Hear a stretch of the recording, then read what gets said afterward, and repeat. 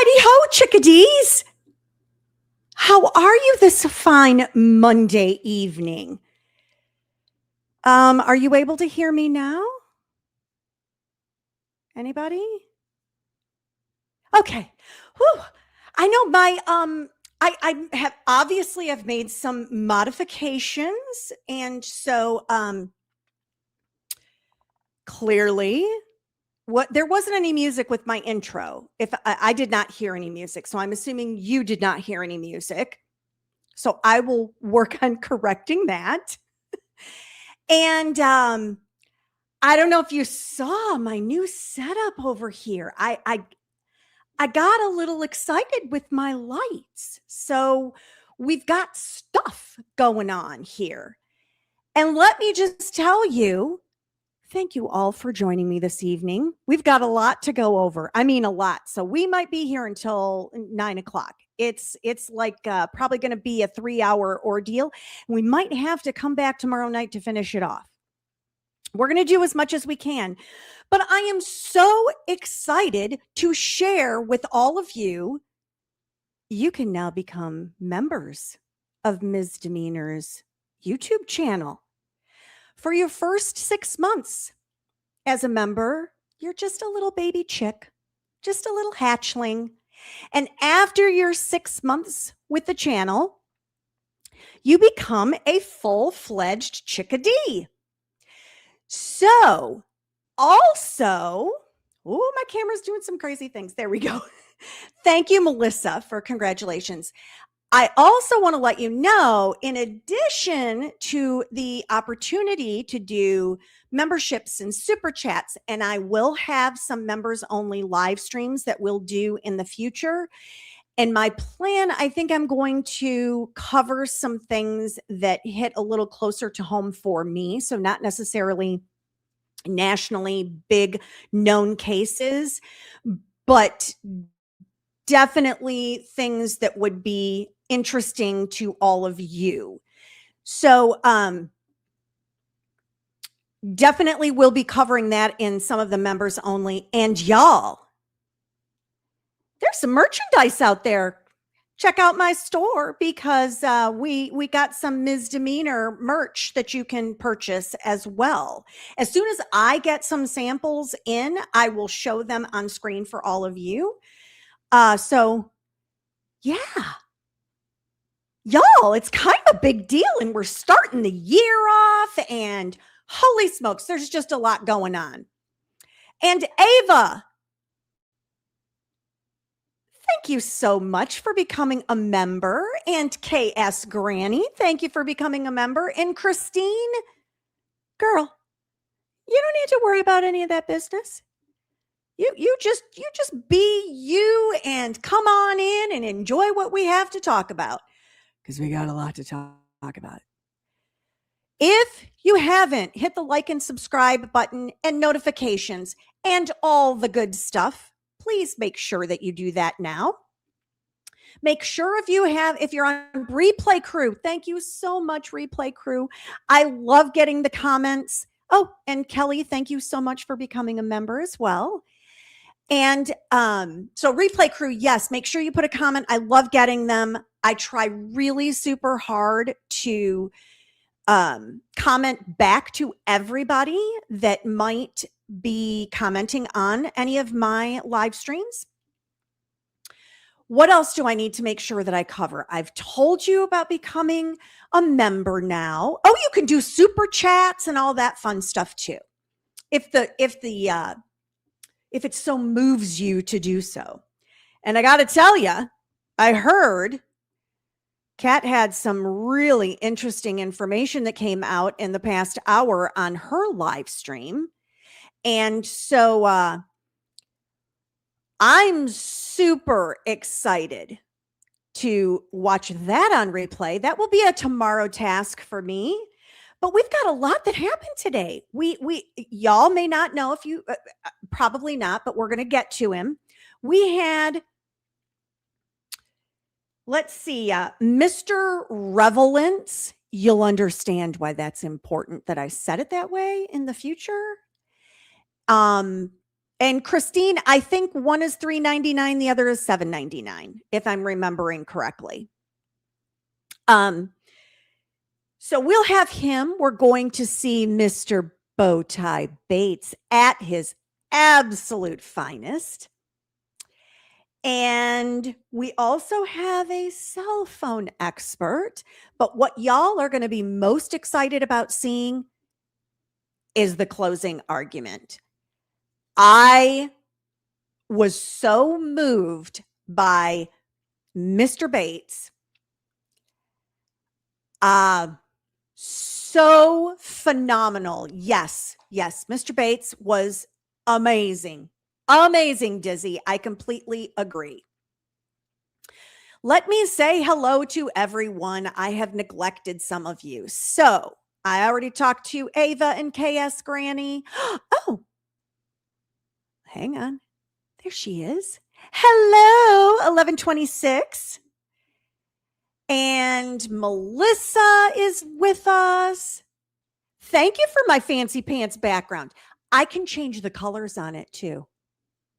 I mean, I'm not one to brag or anything, but I did do this all by myself too. So I am pretty excited about the fact that I got all of this done all by myself. Let's see who else is with us this evening. Christine, we talked to earlier, and she is brand new to our channel. We're very happy to have you. And Keisha is with us as well. Thank you for joining. Dizzy. Hello, my dear. Emmy is new. Hello for joining us this evening. Aunt Sent, thank you for becoming a member. And JBZ, thank you. Thank you for saying that. And hello, Jenny T. Nice to have you as well. So yes, new things with the new year starting. So we're like a real grown-up kind of YouTube channel. And so like I say, you'll notice when you become a member, it should show if I've set it up properly. If I set it up properly, but you know, sometimes Ms. D is a little technologically challenged. So if I set it up properly, like I said before, you'll be a little hatchling for the first 6 months of your membership. And then after that, you will turn into a full-fledged chickadee. So check it all out. Make sure that you zoom around on the YouTube channel. But right now, let's get into it. So the first person that we're going to review, I don't really have an interest in watching his testimony. It was a lot of gobbledygook. He is a CPA. It's boring as all get out. He talked about how Jennifer Thompson, you all would know her as Good Jennifer, billed a lot of hours. Well, yeah, she was on the case for 2 years. So I'm thinking, she probably billed a lot of hours. And he went through charts and graphs and all kinds of accounting bore. And then we got to his actual testimony. And Christine, I do trials. I have a day job. So a lot of times we do replay of trials here. So yes, I follow trials. Yes. Okay. I'm going to add this boring sucker to the stage here and y'all can hang on to your hat, y'all. So this was the end of direct because of course this is, I guess I need to give a little summary. I assume everybody knows what's going on coming on here, but this is the post-conviction relief hearing for Zach Adams. He has been convicted and is incarcerated for the red rum of Holly Bobo. Holly Bobo was abducted, supposedly raped, and red rummed in April of 2011. Zach has been in custody since 2014, and the trial took place in 2017. We are watching post-conviction relief hearings or proceedings, I should say, these have been going on since March of last year, a couple days at a time. This is the final hearing, and then we have to wait for Judge Bradbury to make his decision. The reason this post-conviction relief hearing is taking place is because the defense is arguing prosecutorial misconduct and ineffective counsel, among other constitutional violations, which you will hear a lot more of when we get to Mr. Bates' closing arguments. So this particular individual is an accountant that went over a bunch of Good Jennifer's billing. And so this is the, it's kind of back to how we would think it is. So the prosecution just finished their direct examination, and it is now Mr. Bates' turn to cross-examine this witness. And Christine, if you didn't see the first trial, the entire first trial is on my YouTube channel because we did a rewatch of it earlier this month in December. So you can find the entire trial there. You can watch it all because we did. Alrighty, are we ready? And by the way, it's in order now, so it makes it a lot easier. Cross-examination today. In your report, do you remember reading an entry where Ms. Thompson reviewed ATM video footage in this case? Not specifically. Nothing further. I loved that. I had to share it with all of you. That just made me so happy that his singular question was, did you see any ATM footage, surveillance footage? Hey, Brooklyn, thanks for joining us. Okay, so the next thing I'm going to fast forward us to, oh boy, Mr. Frizzell. You all may have remembered Mr. Frizzell from the trial. We're going to try to endure his testimony here. It's a little brutal. He's the cell phone expert. And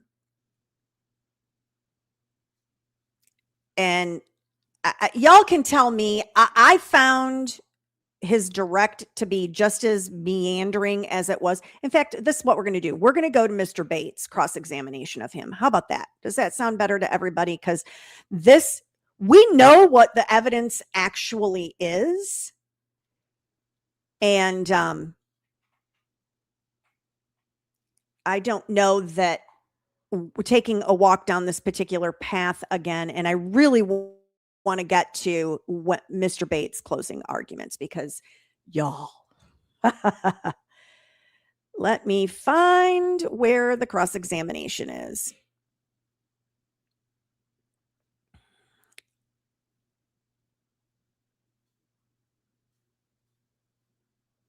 Oh my goodness. Bear with me. I didn't have a time marker on this. Oh, it was after we came back from break. Okay.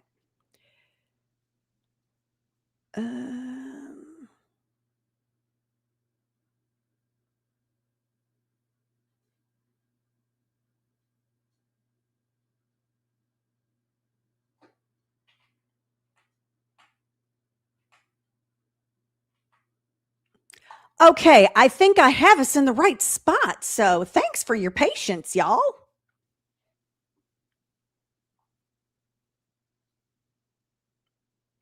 Court TV, they didn't have the sound on. He's flipping asking him questions. Doggone it, Court TV.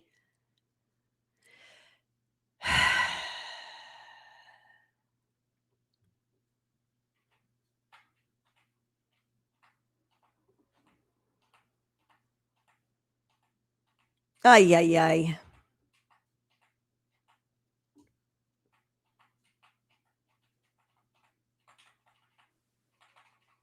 Oh, for heaven's sake. I don't remember it being this far.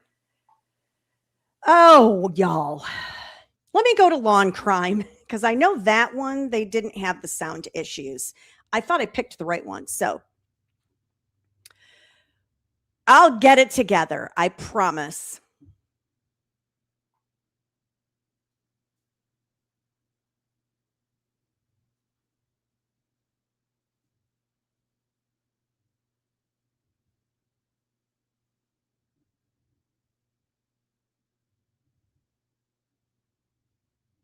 And maybe we can have closed caption on this because Court TV was not allowing closed caption either. Okay.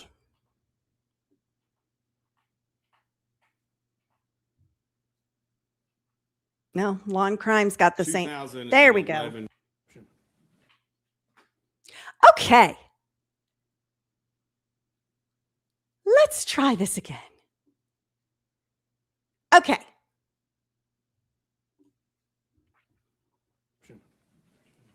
In 2011, were you working in the technical services unit? Yes, sir, I was.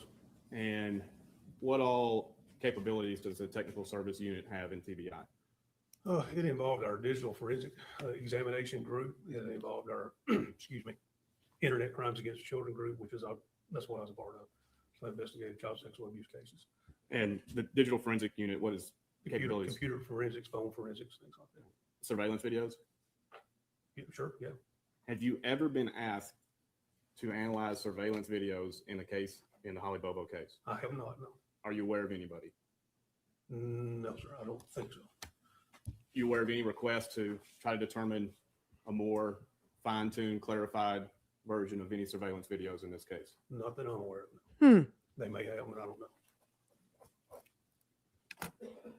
How soon before you came into the Holly Bobo case? Well, it was that day. Okay.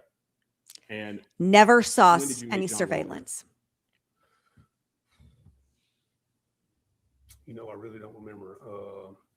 I know we met in July, but I don't remember specifically meeting him before then. what was your understanding of his involvement? I didn't have any understanding. Okay. So when you met him, describe that then. So I remember we were in Decaturville because an FBI person had arranged with AT&T to do a drive test, is what we call it. And so I was under the assumption that it was just going to be us three.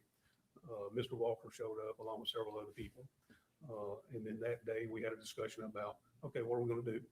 And Mr. Walker rode with AT&T engineer that particular day and conducted what I'm going to call a partial drive test. And we waited for the results. We know about this. Any other involvement with Marshall Walker? Yes, I was directed to interview him along with Special Agent Martin Lewis in October. I think it was October of 2014. Did you have any part in reporting him to federal agencies? No, I did not. My superiors did.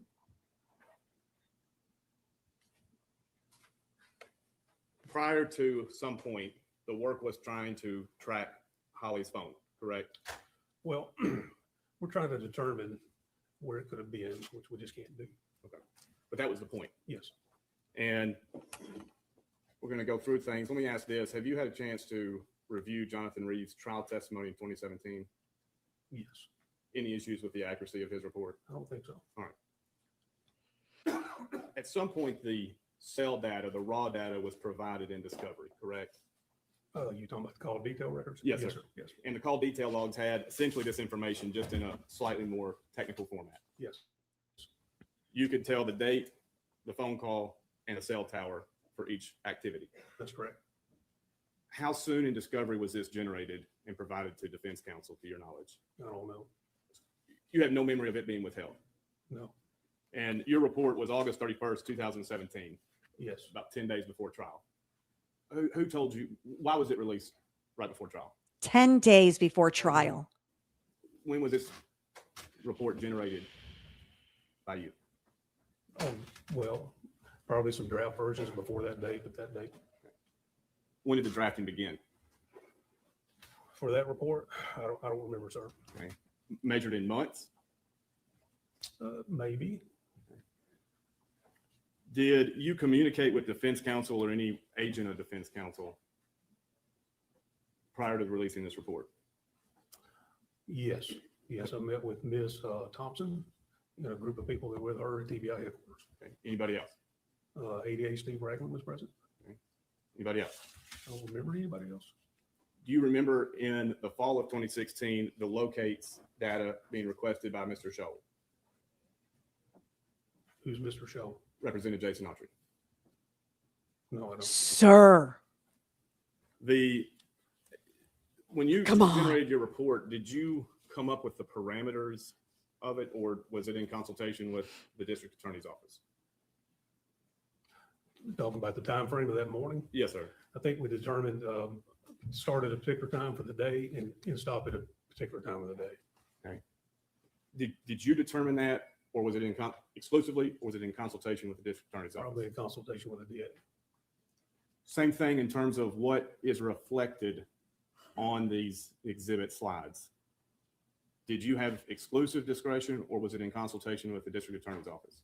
No, I don't remember. So I think you're asking me, did we add things or exclude things? I'm asking you, when you prepared these exhibits, did the DA's office tell you or consult with you as to what it needs to reflect? No, I mean, it's data, it's what it is. Phone calls connected to a tower on a particular. Is sector it? at a particular Is it time. now? Okay. Really? Just data? Okay. Sure. I'm walking Was along it that important primrose to path. you for what was at trial exhibit 208 to present a complete and accurate description to the jury? Yes, Any reason why you would not fully describe to the jury the information the cell data reflects? no, Do y'all think that the cell data was clear in the can- trial? I don't. No, the state's version is in color. Would it be possible for them to pull up their version? 151? Yes, sir. Report. So we all, you are doing this. Thank you. Page you going to? We'll go to page 8. Page 8 is 151.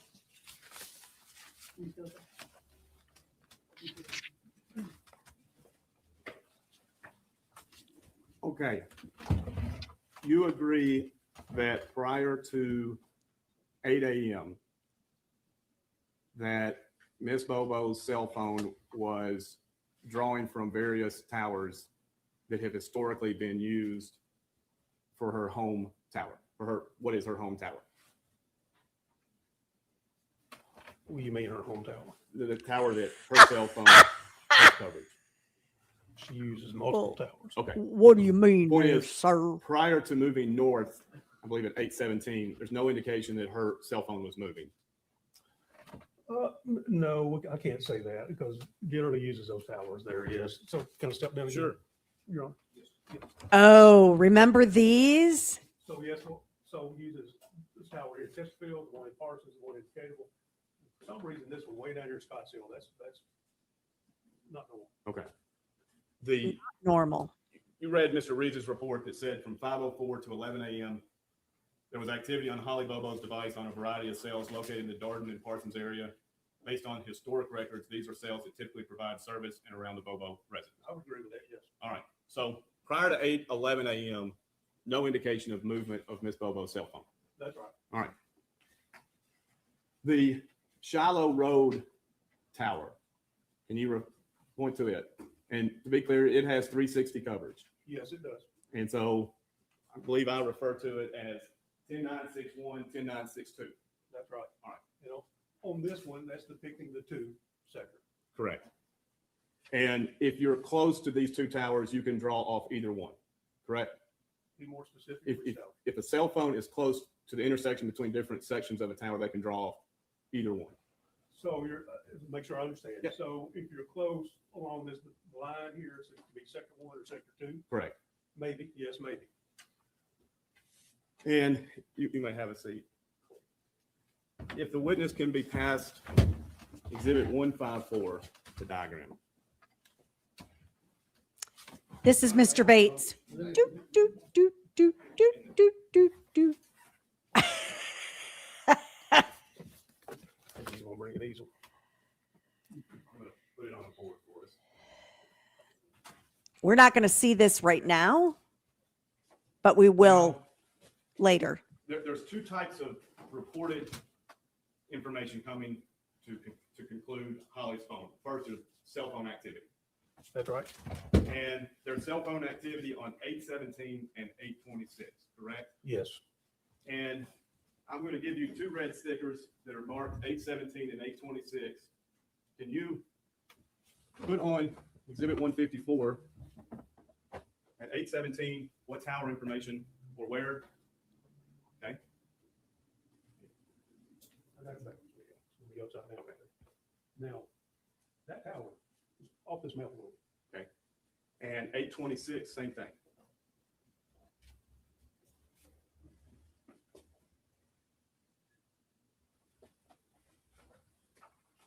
And you know how many feet, yards, or meters that area is located, is projecting from this tower? No. So you can't say on the map where along this potential route the cell phone's taking to track it, and I'm gonna turn them upside down. 8/17 and 8/26. Well, we have a partial idea because of the AT&T drive. All right, we'll get to those pings.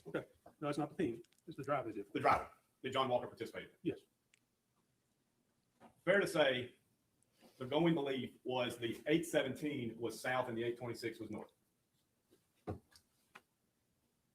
No, both of them were south.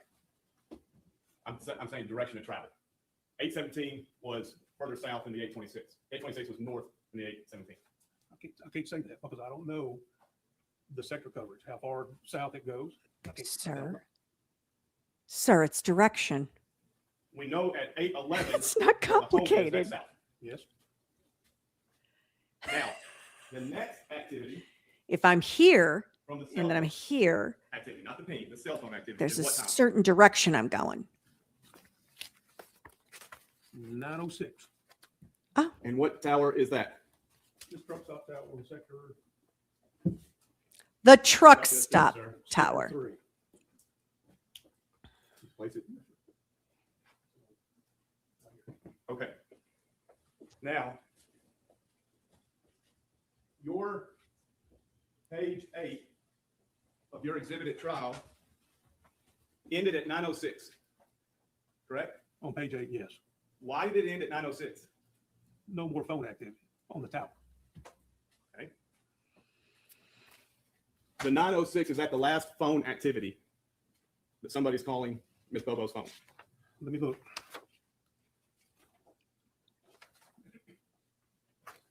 I think that's correct. Correct. Yes, sir. Okay.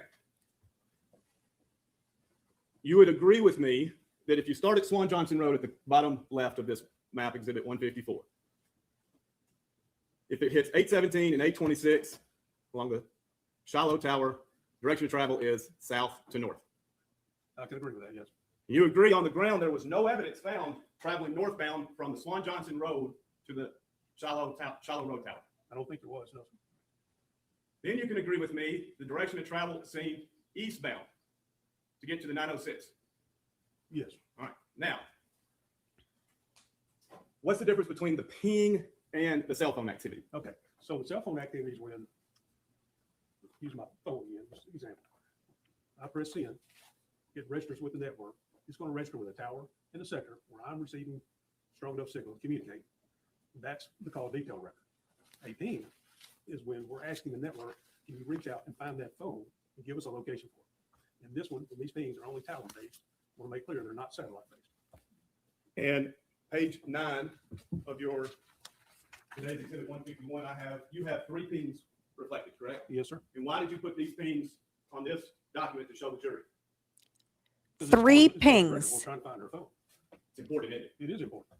All right, I'm going to hand you the first yellow number 1 to put where the ping is. 3 pings. Remember that, y'all. Well, you talking about the latitude and longitude they gave us for it? Or- Yes, sir. Or the tower? You have a general area reflected on page 9, and you can look behind you to see. So that first one's going to be, I'll use 1 to be the marker, and this is a guess. Right along in here. And that area, 1 could come all the way down to the interstate, correct? Yes, Why don't you put it by the interstate? that's not where the ping location was. It says, but the location could be by the interstate, right? I'll give you a separate one. What was the location of what?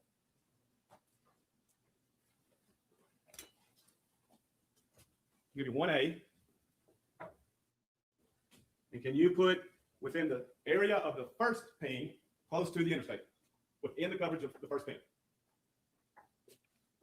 Can. And it's consistent with the data, correct? Let me see if I understand. You said put it for the location of. Just by the interstate in the same circle as the first ping. I do that one. So, it's gonna be right along here. Second ping.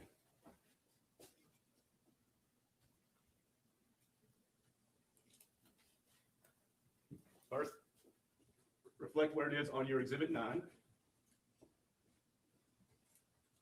It's not exhibit 9, it's page I- 9, I know. exhibit 151. Where you've marked 2, is that close to the interstate? Yes. Now you have ping 3. And I'd like for you to put ping 3 where at first it's on page 9 of your exhibit today, 151.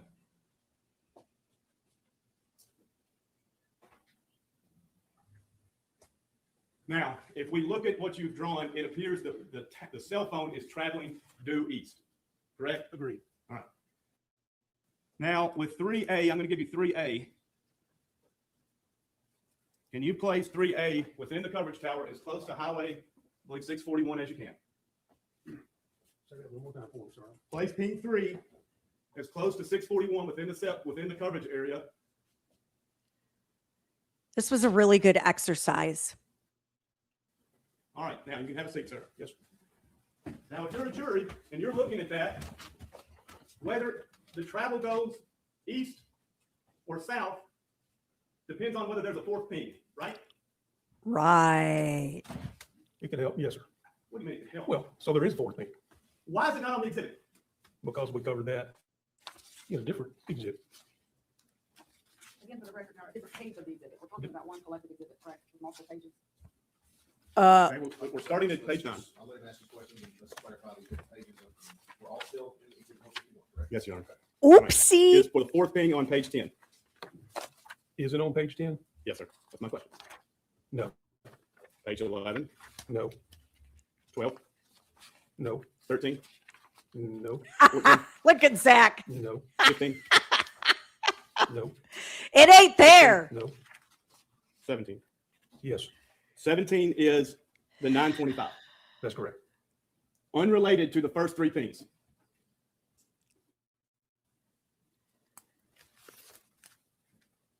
Right? So it's on a separate page by itself, yes, sir. Who told you to put that there? Nobody. All right, I'll give you. Number 4, put the fourth ping where the fourth ping is.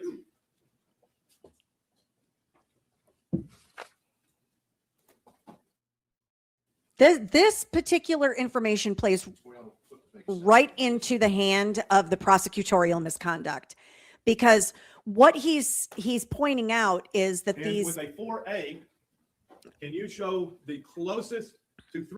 so the pings that he's talking about, or I shouldn't say pings, he'll correct me. Oops, that's not what I wanted to do either. What he's referring to is each location that most of these, my understanding, were actual pings of Holly's phone. And as you follow it, like we all know, because we went over the maps, it heads in a northerly direction and then east to get to the secluded location where Holly's remains were found. If you only put the bottom 3 pings in there and you don't get the fourth ping that gets you very, very close to where her remains were found, it gives a very different impression to a jury. So that's why this testimony here has been, or cross-examination has been so important for what he's doing right now. So I'll be quiet now. 3A within the coverage area of 4. This fourth ping is. Now, Mr. Purcell, you can have a seat. Do you agree with me that these 4 pings taken together show the route of the pings in a clockwise direction, starting northwest, east, then south. So I agree that it indicates that we know the phone went north, east, and then south. Any idea why you put the fourth ping 19 minutes away on a completely different slide? There is no reason. Exactly. Who told you to not have the four pings shown together? I don't think anybody told me that. You would agree these, This is Mr. Frizzell. the cell activity and the pings, you would agree with me, show from Swan Johnson Road, traveling north, east, south. North, east, and south. Yes, sir. Now, there was a period of time where there was no activity of movement that morning, correct? For 30 There's a minutes. period of time when there's no activity on the network. And where is that? So the last one for that morning was 8:26 for the Shiloh Tower in that sector 2 that we were pointing out earlier. And then there's no activity, no outbound or inbound communication to her phone until 9:06. And with this Pete post-it note, sir, can you place it on the map where that is? Where no activity. The no activity. Well, I can place this up there, but we just don't know where that happened. Is it between the 826 ping? Is it, do you have any data to suggest it's south of the interstate? We don't have any of that. Why don't you place in this blue sticker where the body was found? Mm. It did run on here.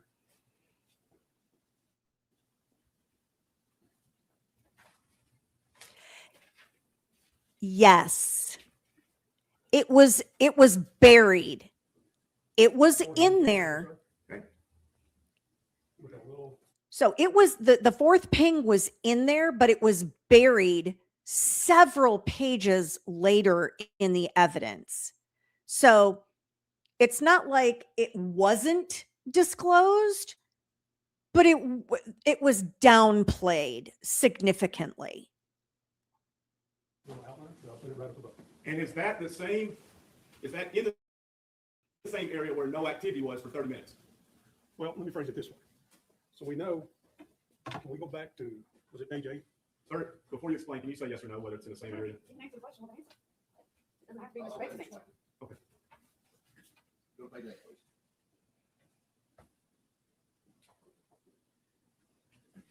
Oops, jumped to the wrong page. Page 9, sorry. So at 8:26, we know that Shiloh Tower Sector 2 was used. And then from 8:26 to 9:06, we know there was no activity. At 8:57, we know there's a ping here. And then at 9:02, we know there's a ping off the truck stop tower. The first ping, probably Sector 1 of the Shiloh Tower. So no activity. I can't tell you where it was.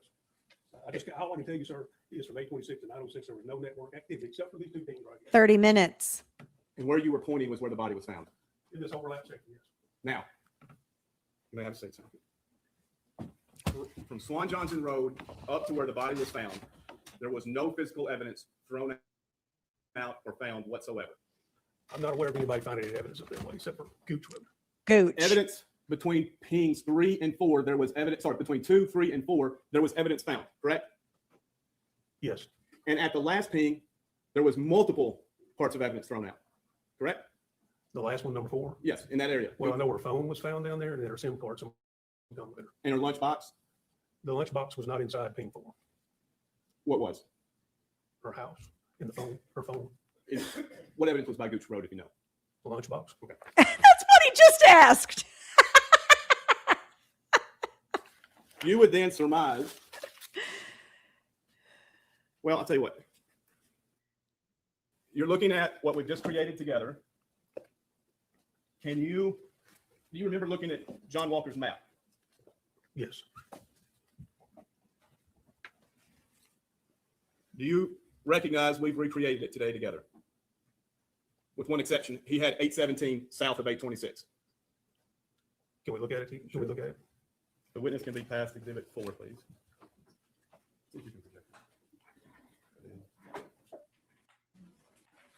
John Walker's map shows a general clockwise direction of travel beginning on Swan Johnson Road. This map does, yes. Identifies the area we've identified of no activity and where remains were found. Her remains were found in that area, yes. Continues the direction of travel with a cell phone east, then south. Yes. Now, have you traveled between cell towers in this area to see them? Yes, I have. How far do you think it took you to get from the Birdsong Tower to the truck stop tower? Going down I-40? Yeah. 6 minutes. You can refer, the witness can be passed.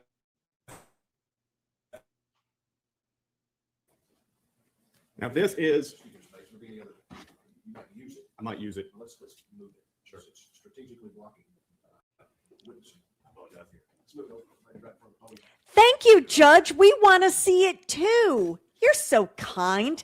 Ta-da! There it is, y'all. Told you we'd end up This seeing is it. a summary, Exhibit 153 of Zach Adams' activity that morning. Yes. Now, at 8:19, Zach's cell phone receives his first activity from, I believe the last one was 4 a.m. in that ballpark, correct? 4:58, I think. And let's at 4:58, what was the activity like prior to that? I don't remember, sir. You don't remember whether there was multiple communications with Rebecca Earp between midnight and 4 a.m.? I don't. That's Do you remember convenient. testifying at trial about this? No, I don't.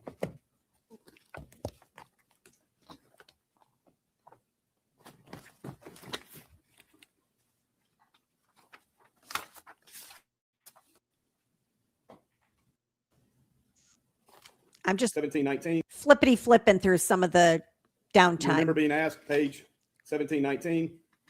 Question 819. So this is the first time that morning that this phone is utilized. Answer, after the time you just established, there was some around midnight, hour later, some around almost to 5 a.m. Okay. I believe if I remember right, 454 and 458. Yes. And you remember who it was with? No, I can look. If you have it in front of you. Rebecca Earp.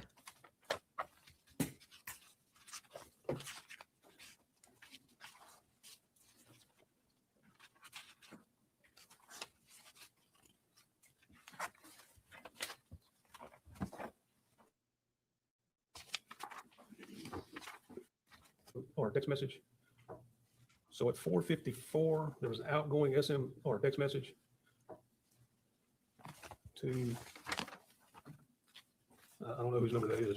And then at 4:58, there's an outgoing call to 731-614, Brandon Williams. Oh, You remember the midnight and earlier ones on your records? no, sir, they're not. Okay. The first record you have, well, let me ask this, the 4 o'clock records, what sector was it on? Just a look. His home sector.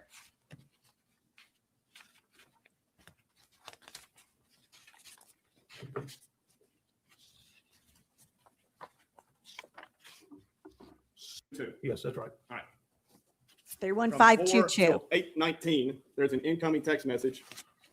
And Zach is on what tower? Same, 31522. His home tower. Yes. Until 8:19 We know- in the morning. Holly's phone during that time, between 8:17 and 8:26, is at the Shiloh Tower. It's Oops. using the Shiloh Tower. Oops. We know that her phone used that tower. What were the times? 8:17 and 8:26. And we know from the pings, which we've labeled 1 and 2,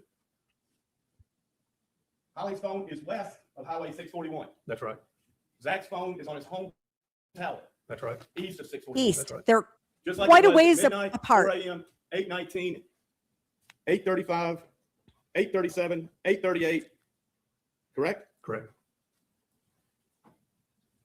And I believe the Sector 3 and Sector 2 of this home tower would use both at times. I think it's possible they could do that. The networks are designed to try to prevent that flip-flopping going back and forth. so at home until 8:38 The a.m. only answer you have Just like he said. is Zach wasn't with his cell phone. He can't be in 2 places at once, can he? What do you mean? He can't be on the home tower and on Shiloh Tower. No, we know his phone didn't use the Shiloh Tower during this 8:19 to 8:38 timeframe. He used the 31522. Exactly. This is what Jennifer needed to do You- in the trial. Did you travel to the Birdsong Tower and see how close these sectors 39077, 39079 and 39078. I've been to that tower, yes, sir. Okay?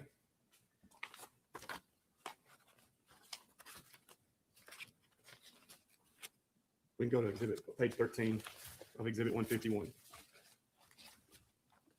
Call log from 153, same data we've looked at with Mr. Reeves. Between 10, on page 2 of page 153, Mr. Adams is, I'm sorry, page 2 of 153. I apologize, page 2 of 153. Oh, exhibit 153. Yes, sir.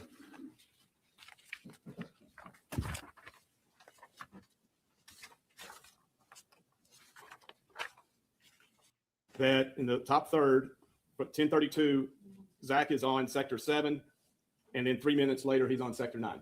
What page are we on? I'm looking. Page 2. Oh, I'm looking at the wrong one. I'm sorry. And you can just turn behind you for Yes, reference. It's page 13. Okay. May I stand? Yes, sir. Thank you. I noticed when you were explaining the 3-minute difference, you did a loop like a U. Any reason why you did that to show his direction of travel? No. Because what's the quickest way to get from tower 39077 and 39079? Straight path up and back over up to the exit on I-40. And if you're traveling from the Birdsong Tower to the truck stop tower, where Zach's home is just a little bit south of, Yes. the most direct route is the interstate. Yes. And how many minutes does it take? Do you know? Well, we're talking about exit 133, exit 126. We're talking 7 miles, 75 miles an hour. So what's that come up to? So let me give you a little bit of reference here. What he's asking about, this 39077, 39078, and 39079, those sectors are all the sectors that surround the riprap area by the Tennessee River. And so it's a significant distance away from where everything else went on. And so that's why he's asking about this particular time frame. And this is where Zach is, or his phone is at least, pinging off of these particular towers. So if you look on the map, I'm going to try to show. So this is the Tennessee River here. And right next to it here is kind of where they would hang out. And so all the way down here is where you head to get to where everything else, where all the belongings were found, and the SIM card, and the SIM card, it's significantly further south from this area here. So just wanted to give some perspective on that, so y'all know what we're talking, or what they are talking about. 6 minutes. So from 1032, he's on sector 7. Can you point to sector 7, sir? You mean 942? No, sir. 1032. 1032, Birdsong Tower, sector 7. Right here. 1032. Now, per your diagram, per the state's exhibit 153, he's at Truck Stop Tower, sector 2, which is his home tower, correct? Truck stop sector 2, yes. And what time is he on Truck Stop Tower, sector 2? So 8:19, 8:30, 8:35. Sir, after 1032, After 10:32, page 2. 10:38, And if you take 1038, subtract 1032, how many minutes do you get? 6 minutes. And that's what he said the distance was. Can you look at See how the math Mr. works? Adams is making between 1003 and 1035. You see these? Yes, sir. Did anybody you had meetings about this with the state, correct? Yes, sir. Did anybody say this? I have a question. If a heinous crime is taking place during this time frame, why is Zach calling granddaddy? Why is he calling his girlfriend? Did anybody say that? I don't remember. I can answer. I know. No. Is that not a mess, y'all? I mean,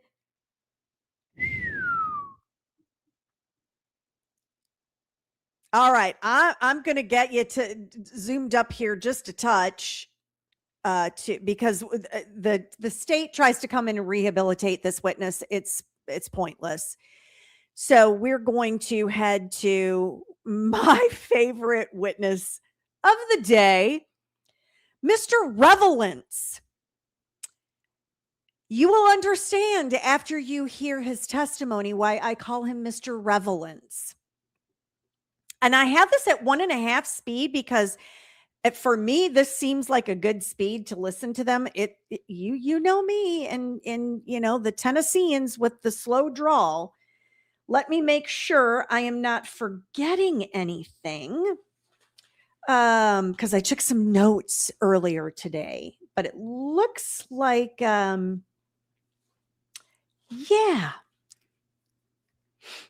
We're going to go ahead and see what Mr.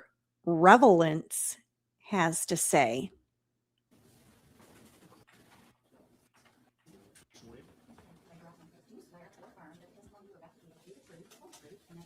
Please tell the judge your name and spell your first and last names for the court reporter. Mitchell Hayes, Mitchell, Hayes, Hayes. Where do you live, Mr. Hayes? Lexington, Tennessee. What do you do for a living?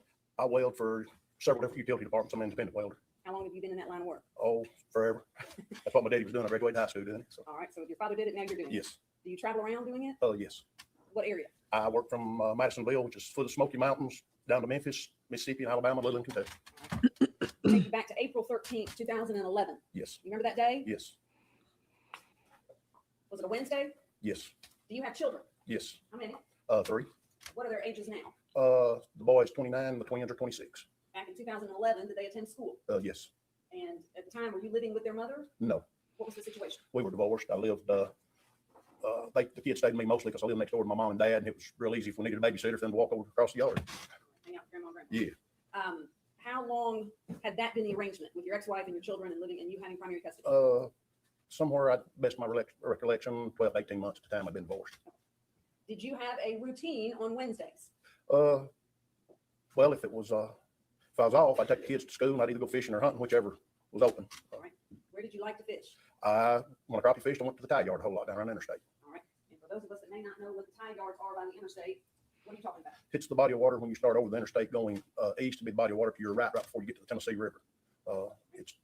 It just actually hit just a little strip of land between the river and that body of water. May I approach the witness, Your Honor? I'm showing the map.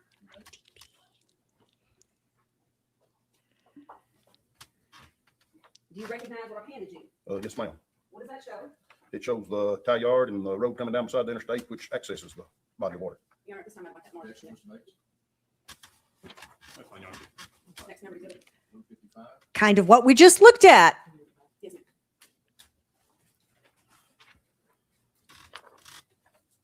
Projected on that screen is that similar, oh, your left shoulder, yes, sir, sorry. Is that similar to what you're looking at? Yes, it is. Okay. And that shows the tie yard. Yes. Do you remember the weather that day? It was fair. It was rather odd that when I showed up, there's nobody on the water other than me, but because it's usually prime crappie season, but it was one of those days I've had that type in my time or two. It was just odd that day that there was nobody else on the water, but it was pretty nice weather. Do you remember about what time you got down there? Between 8 and 8:30 would be my recollection because I did drop the kids off to school that morning. I think there is a pointer near the witness. If you could, for the benefit of the judge, you could step down for me, Mr. Hayes, and when you got down to the river, as you said, where'd you go first? I come down this road here, make this turn, and come into the boat ramp, which is this area here. Was that your normal practice? Yes. What kind of boat did you have? I had a 1448 aluminum. Okay, I'm going to just back us up here for a moment. I'm going to move this closed caption because I want you all to take note.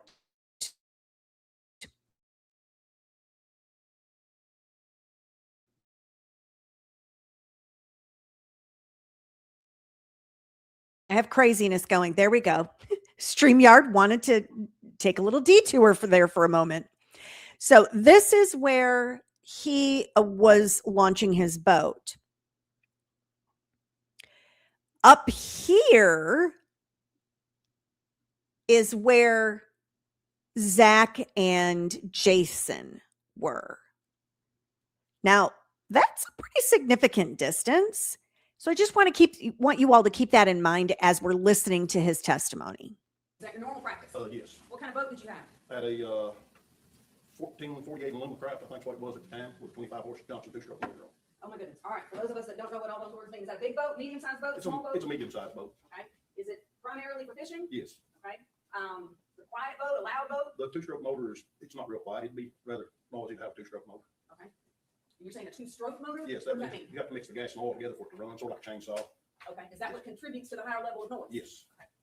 What car were you in or truck? I was, see, at the time, I think I had a 08 Dodge three-quarter ton, I think what I had at the time. Did you pull your boat behind you? Yes. Was it flooded down there? Did you have trouble getting down there? No, it was not flooded. Was there lots of vegetation around that kept you from being able to perhaps see other cars or other people? Yes, when you're going up this area here, you'd have to, like, vegetation grows up all through here. We've got vegetation on these two strips of land right here that would make it impossible to see the road from here on this side, which that side you'd be going up to fish. All that vegetation. Because I wasn't paying attention, I'm sorry. Where on that map are the tie yards? This area here is considered, the whole thing is considered tie yard. All right, and is that descriptor, tie yards, is that commonly used in this area? Yes. If you said tie yards at a local restaurant, would they know what you're talking They about? fish, they know exactly where to go. All right, so you put in where, This end here is around. and then where did you go? I usually kick my trolling motor on and would start fishing up this area. And somewhere between this area and this area, I usually kick the big motor on to run on up to start fishing this end and this little cut across here. Okay, there's some words below where you just pointed to. Do they say pond gut? Yes, What is that? that's the main body of this water here. So just a little, and I'm sorry, were you floating which direction, north, south, east, or I'd west? be going north. So north of the words pond gut on that map is a little cut in that you just, Yes, right here. and that's where you were trying to get to? Yes, that over in here was always a good spot. Up through here, and this area right in here had lots of bushes in the water. It was always a good spot to fish. And did you get there? Yes, eventually. All right. How long did it take you to get from where you put in, unhitched your boat?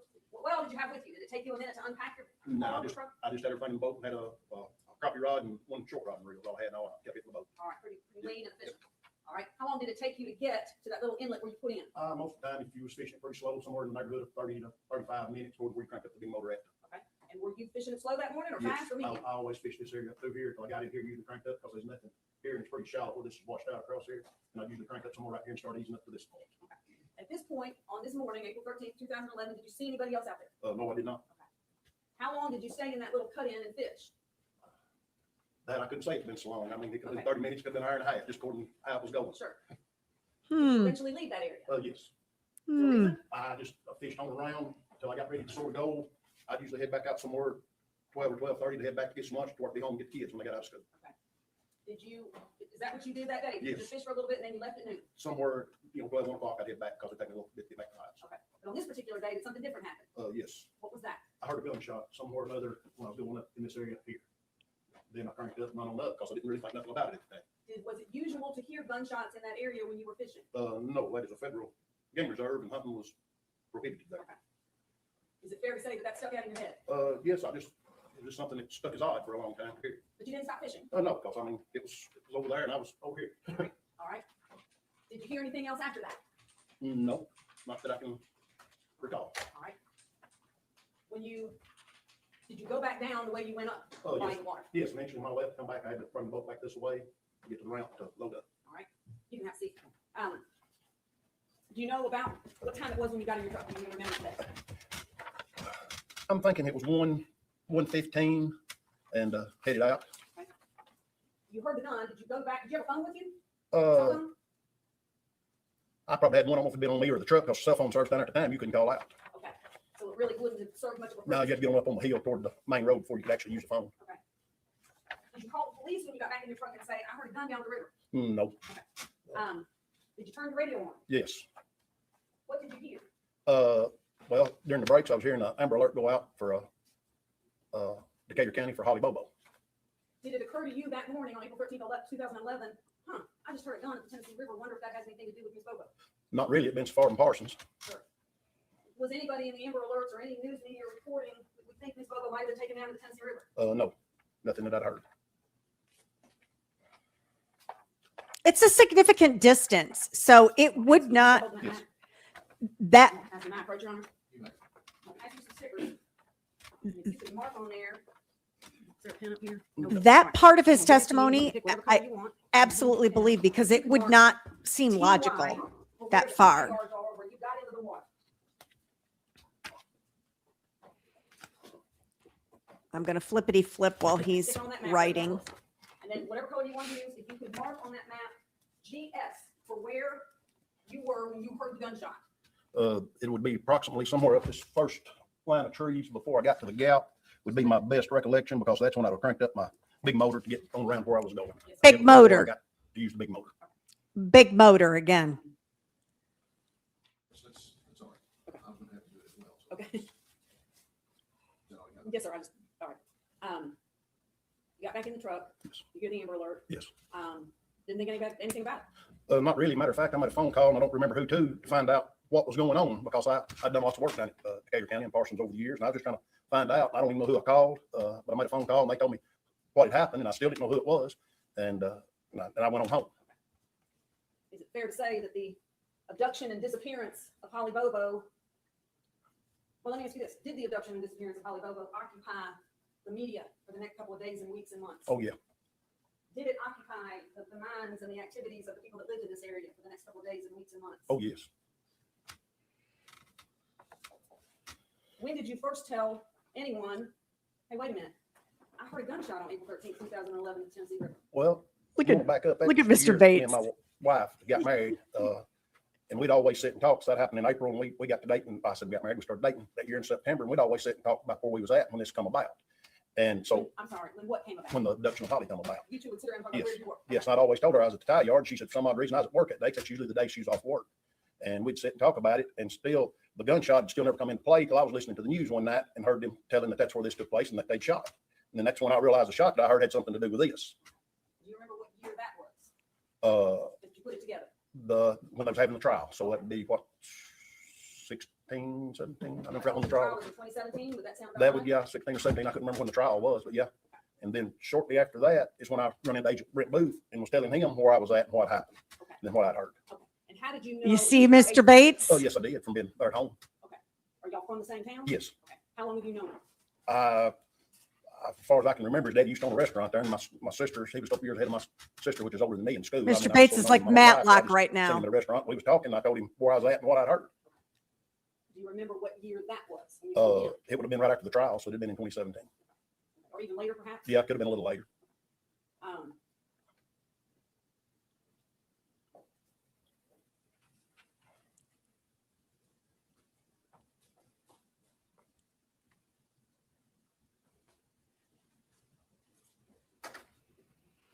I'll pass the witness room. Mm. Get ready. In 2011, who were your kids' teachers? One of them would have been in high school. The others were, well, you're asking me a question there that I'm not going to really refer to, because I might tell a story. Since my mama worked over at school, and they had and just retired, so there was a different bunch of teachers over there. At the time, they had like 3 different teachers in the grade. Sir, it's an easy What question. grade were they twins in? It's 2011. You might be back up here. You don't know without doing the math? They're probably in either the 5th or 6th grade. You don't know. Well, no, What school was it? Beaver School, All right, where's Beaver School? north end of Henderson County, Parker's Crossroads. All right. And what time did you drop off in the morning? About 7:45. All right. And would you have your truck with your boat hitched? Well, yeah, because I live 3 minutes from school. And from the school to the boat ramp, how far is it? Sir, wait, 18, about 20 miles, 20 miles. And did you 20 always drop off at miles. 7:45? 27:30 and 7:45. So you're fishing that morning and nobody else is out. Nope.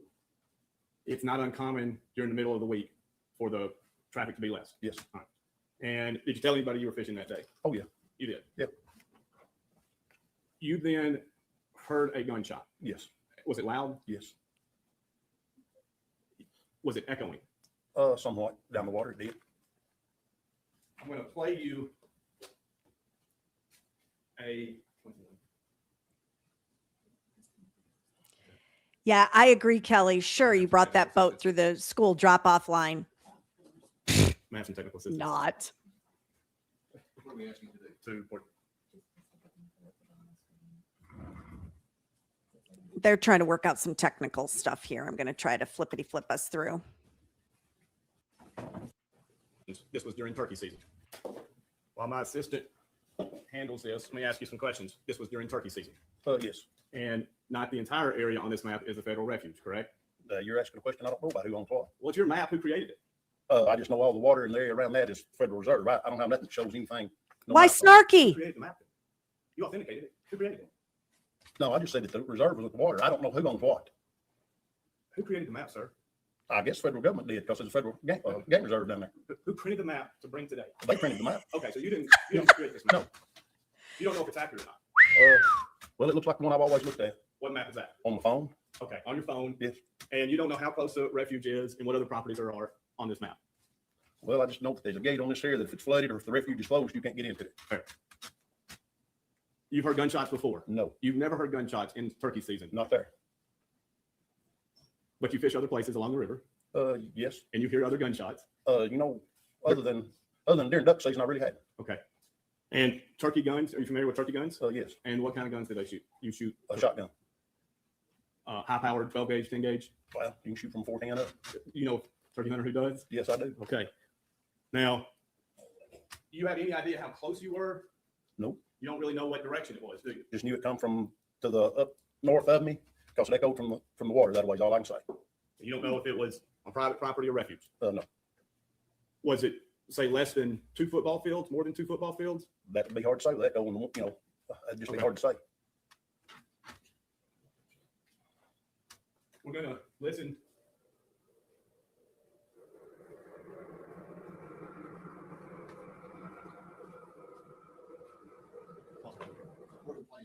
Your Honor, if I can label it afterwards, I'll explain it if I can not label it. It's already admitted. Yes, Your Honor. Do you remember hearing overhead traffic? Oh, yes, you're here. And the gunshot was louder than the overhead traffic. Yes. I want to pause here because I just want to remind all of you, Jason Autry, the testimony is that he heard 3 booms, boom, boom, boom. If you all remember, I think actually he beat his fist on the front of the witness box here. And this gentleman is testifying to 1.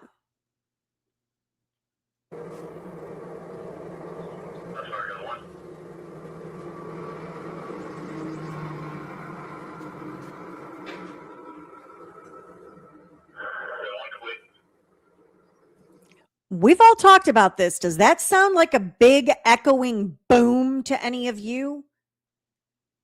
It sounds like a 22 snap to me. The first time I ever heard a 22 be fired, I was like, wow, that is the weakest sounding firearm. That's not an echo, correct? No. And that's not what you heard. Well, I don't know. It's been over recorded. Well, back it up. You said it echoed. It Yeah. did. We just listened to something. You said it didn't echo. Yes. Fair to say that's not the type of thing you heard. I don't know if we was in the same spot when I heard it. Fair enough. The direction of the wind makes a difference. What was the direction of the wind that day? No, that I don't know. Did Brent Booth tell you? No, What all did you and Brent Booth say that day? nothing. Nothing. Did you record the conversation? Other than what I talked to him, we was at a restaurant. And he was sitting there with some more agents. I just spoke to him, went on sat down at my table. When's the last time you talked to Brent Booth? Oh, it's been, I'm trying to think, 3 or 4 months ago. 3 or 4 months ago. Interesting. What did y'all talk about? I was working where he was working at now. And I just run into him. We sat down and had lunch. What you talk about? Nothing in particular. Talk about the case? Not really. When you say not really. I mean, he just asked me if I heard anything from the DA and all. They'd be in contact. I mean, that's really all it said. So Brent Booth told you the DA would be in contact with you. Eventually, yes. You talking about possible reward money? No.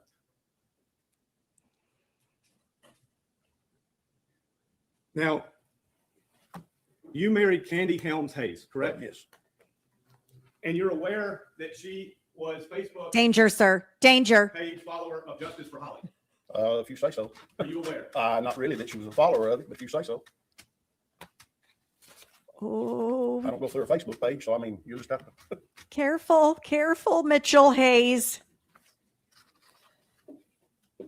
Stipulate that this man's wife has a Facebook page. Has a banner on it. And she was that before we got married, so I mean, Right. Can you, There's not denying this. So, I'm objecting to the question. Yep. yes, Your Honor, He's not denying it. These have no relevance. it's relevant for multiple things, bias and the circumstances of him coming forward. Yes. Why is Following she Justice for Holly in objecting? 2014.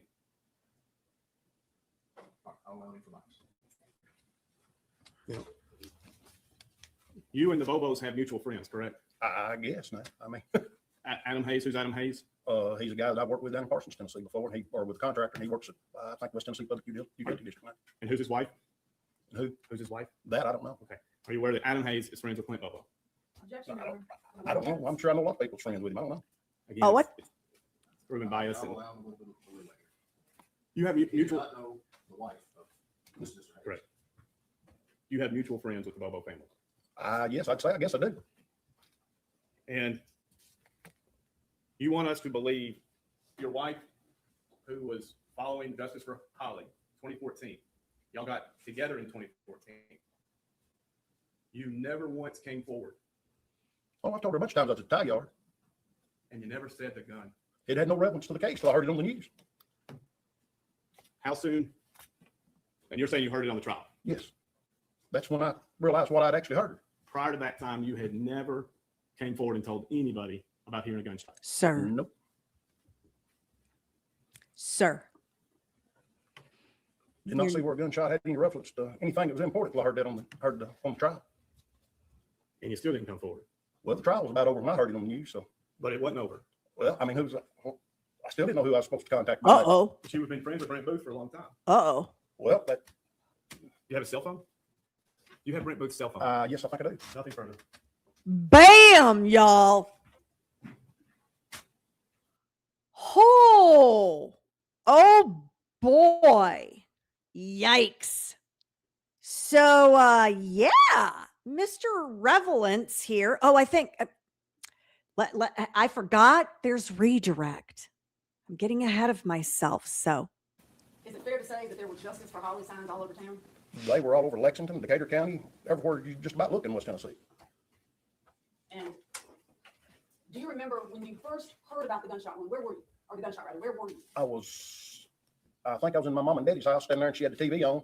And my first words was, when he said he's at the tie yard and there's nobody there, I told Mama he's lying because I was there. And then when he said the gunshot, I had to sit down. I told Mama, I told Daddy, and he looked at me and I said, I heard the gunshot. You heard a man say something about the tie yard. Do you know who that man was? Sure. Alter. When he was on stand? Was he sitting in that stand? Yes. In this court? Jason Did you know? Autry. Nothing further. No recross. Stage that testimony. Okay, guys. So I'm going to get this queued up for Mr. Bates closing argument because you all, hey, I'm just going to tell you right now. Get yourself some popcorn. If you're not a popcorn eater, then get yourself some snacky snacks and a nice beverage. Normally, I feel like I have to drink because of outrageous things, but this is going to be really cathartic for all of us. And so a little celebratory as well. This made me feel so good when I watched it. And I do want to let all of you know, I was in communication today again with someone very close to the defense team. No one that we have had on the channel, but they were in the courtroom today during all of this testimony. But I did message back and forth with them several times and offered words of encouragement for Mr. Bates. This is a really good closing argument. It is a different style. I'm sure a lot of you are used to or thinking it's going to be an Alan Jackson kind of closing. It's not. It is a nice summation of all of the evidence. And y'all are going to be doing some fist pumps and yeah, from time to time during this closing argument. So let me get us going and judge is coming in. Yes, Your Honor. Yes, Your Honor. And Your Honor, would the court permit if anyone comes in late to be allowed in during closing? Do y'all know who he's referring to? I haven't gotten confirmation. Kat may have had confirmation on her channel earlier this evening, but I suspect Dr. Spirko is who was trying to get there and wasn't able to. and eventually does come in partway through this closing argument. I don't know if you all remember when we had her best friend on I think it was last week. Gosh, that seems so long ago now. Her best friend that and we couldn't talk to Dr. Spirko because she was put on the prosecution's witness list, and so she wasn't able to speak about anything. And so obviously the state closed their case. I don't even know what you call that. So some dude on a boat that's friends with Brent Booth is their big shining star of a witness. And I felt like the cell phone dude actually went against them. It just proved that much more that Zach wasn't where they said he was or where he needed to be with Holly. So I lowered this back to 1.25 because Mr. Bates, he can get on a roll here. So, all righty. I hope you're all ready because it's time. Your Honor, I'm going to break my argument down into 4 parts for the court, but before I do, I must say what part of this case is not in dispute. That is that Ms. Holly Bobo and her parents and friends and family are the people who make West Tennessee a special place. The horror of April 13th, 2011 remains an unmitigated tragedy, and nothing I say diminishes that. An outrage that this crime took place is not relevant in these proceedings. The 4 parts to my argument are the story of this case. I'm going to address constitutional violations. I'm going to address the proceedings themselves, these post-conviction proceedings themselves, and end Yeah, you discussing the are. obligation that the court has. Before I get too technical in the legal arguments, I'd like to just summarize this case. April 13th, 2011, a beautiful young nursing student was taken from her home, traveled in a clockwise manner until her cell phone stopped traveling for 30 minutes. This is where U.S. Marshal tracking expert suggests she was killed. No evidence before that was found along the route.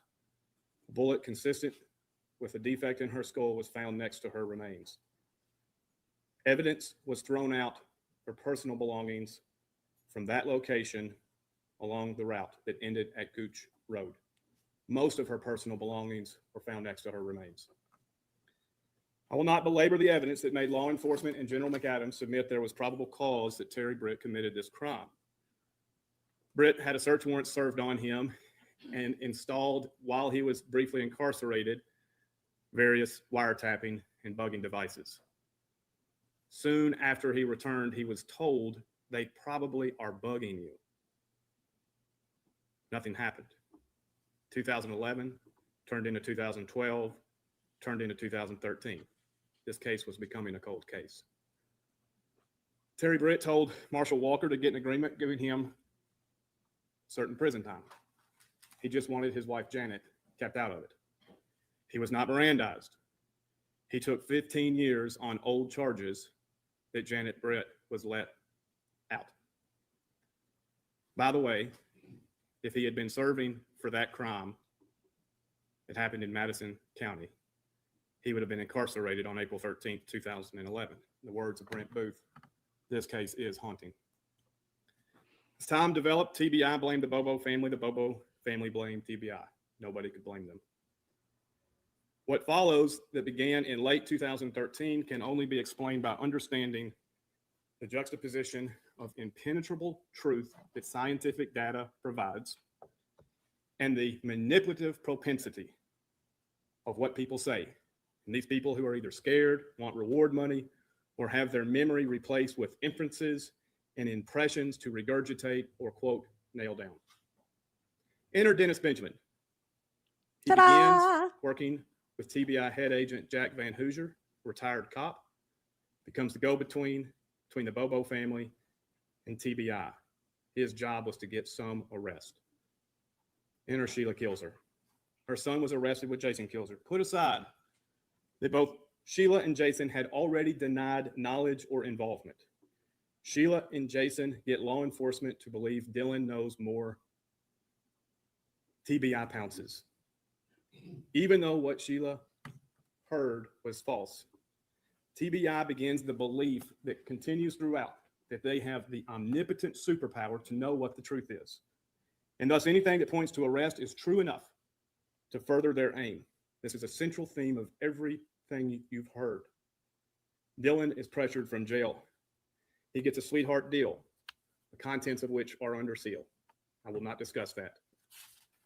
I would just ask the court to read it. A word about Dennis Benjamin. He had been told in February of 2014 by Victor Densmore that Dylan was the weak link.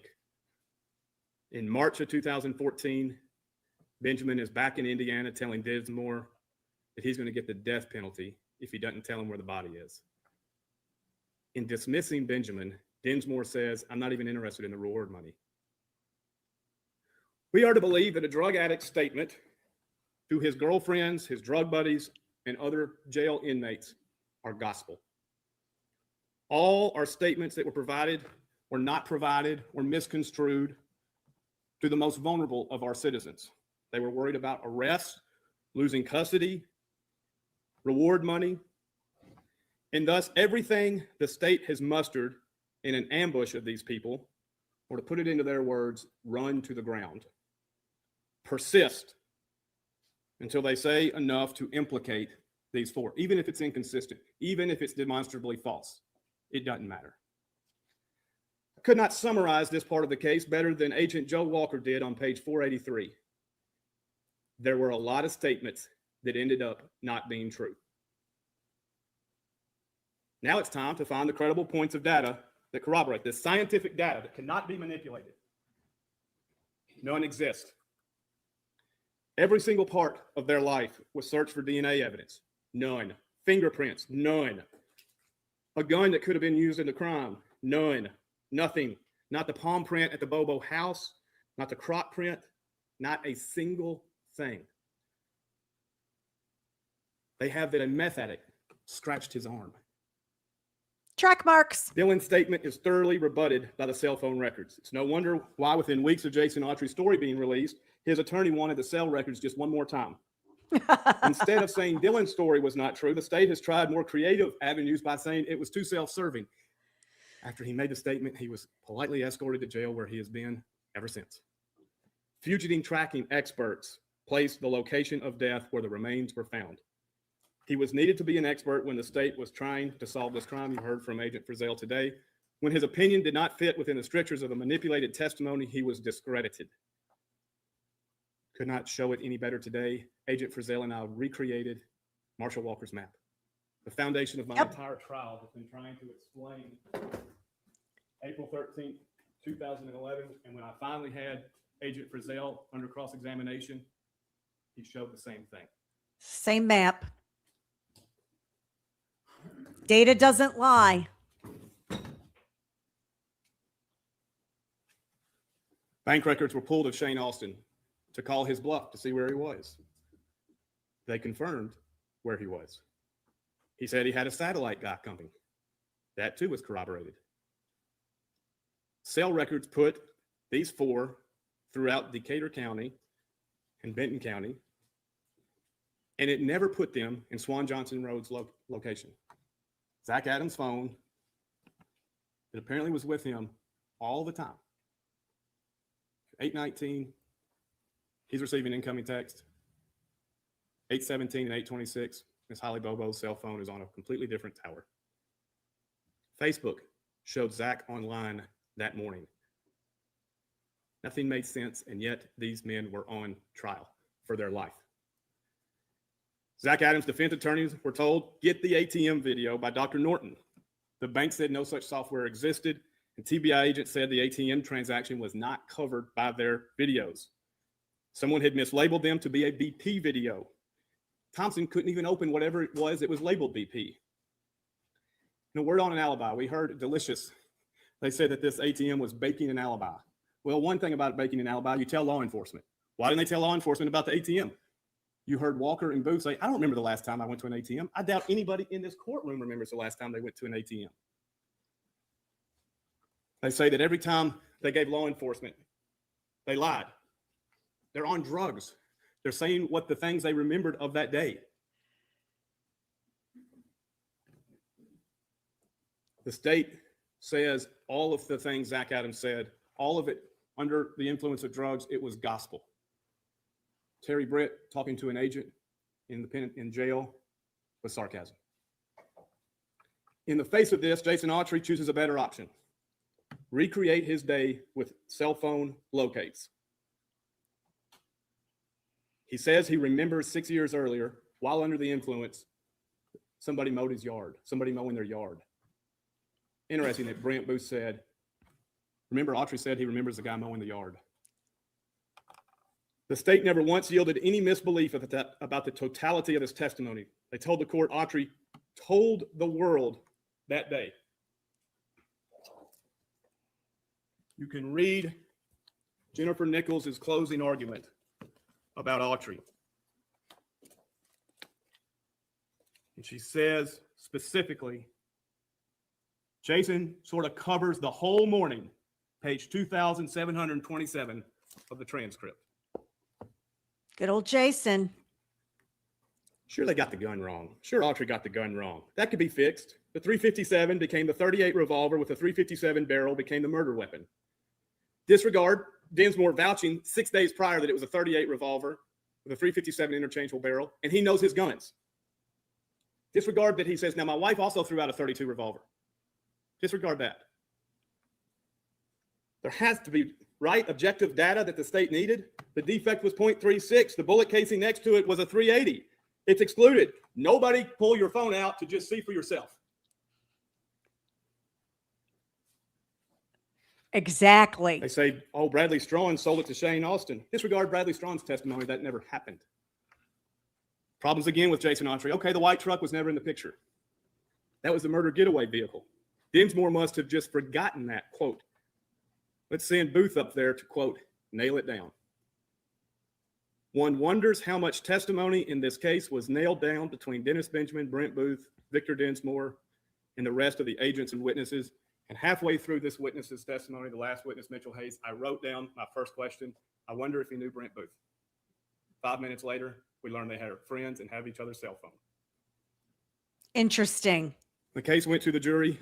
Autry does his job. He saved his life. He gave the state what they asked for. The trial judge said it was the most persuasive and credible testimony he'd ever received. Oh, we remember Put Judge aside Creed McGinley, huh? what we've heard in 2025 from General Wyrick's questions, which is all of us are presumed to think co-defendants, participants, immunity agreement witnesses, they provide self-serving and incomplete truth. That's surely not what the jury heard. Put aside Brent Booth had substantial questions about the truthfulness. Put aside Kathy Ferguson flat out thinks he raped her. Put aside all that. The conviction withstood the appellate's scrutiny. Based on no evidence. But then one canary in the coal mine had not been forgotten about. Buried underneath 4 terabytes of discovery, everyone seemed to have forgotten it existed. And I am discussing the video of these gentlemen at the ATM. The backstory we know is Terry Dykes and Ricky Inman were going through trying to find between 8 in the morning or 7:30 in the morning and 9:40 in the morning, trying to find locations of Holly Bobo or somebody who might be driving. The records show exhibits where they were labeling, but stopping at 9:40. They had a treasure trove of this surveillance video that they dutifully labeled and then just stopped. And here's the interesting thing. Zach Adams fills his pro se petition and he didn't forget what he had been told. We were at the ATM. From Dr. Norton to his attorneys, the bank records show we know you're at the ATM, we just got to find it.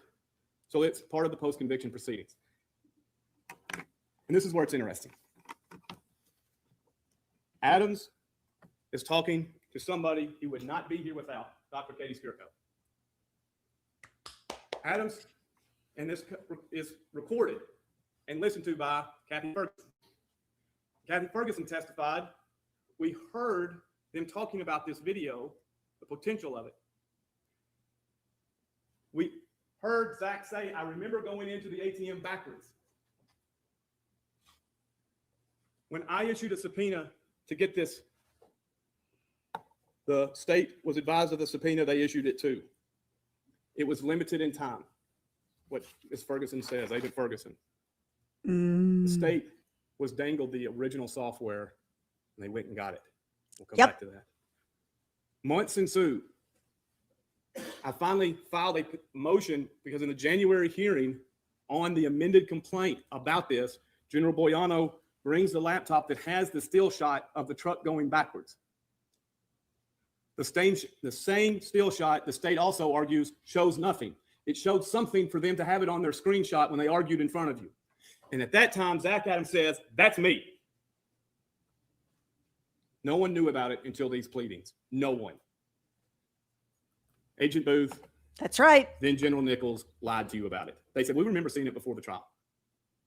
Cannot tell you how much I appreciate Kathy Ferguson for honoring her oath and saying Booth's mistaken because it's not true. It makes perfect sense nobody saw it. General Hagerman says he was the expert of the 4G terabyte hard drive. The 4 terabyte Aw. drive, he was the expert. He never remembers seeing it. Terry Dyke stopped surveilling at 9:40. Agent Ferguson was the lead administrative agent. She never saw it. It was only relevant in these proceedings. Walker, who was in charge of going from the bank records to seeing if they were covered by the videos, he said, I didn't see it because I didn't look. It was mislabeled by an intern. He and Mislabeled. Zach's lawyers couldn't open it. What does it do? And I have belabored this.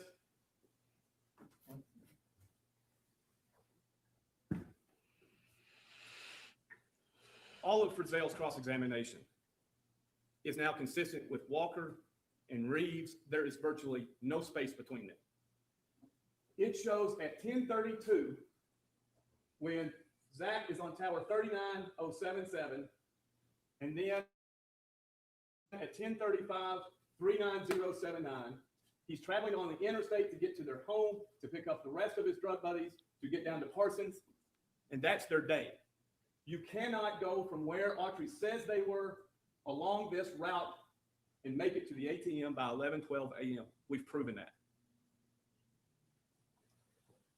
Nothing the state can ever show rebuts what the objective science reveals. All the statements in the universe, including the guy fishing whose wife was a Facebook friend and he's buddies with Brent Booth, does not rebut what the cell records, the bank records, and the ATM video show. That's why I've spent all of my time on this dry erase board. When you understand April 13th, you understand everything.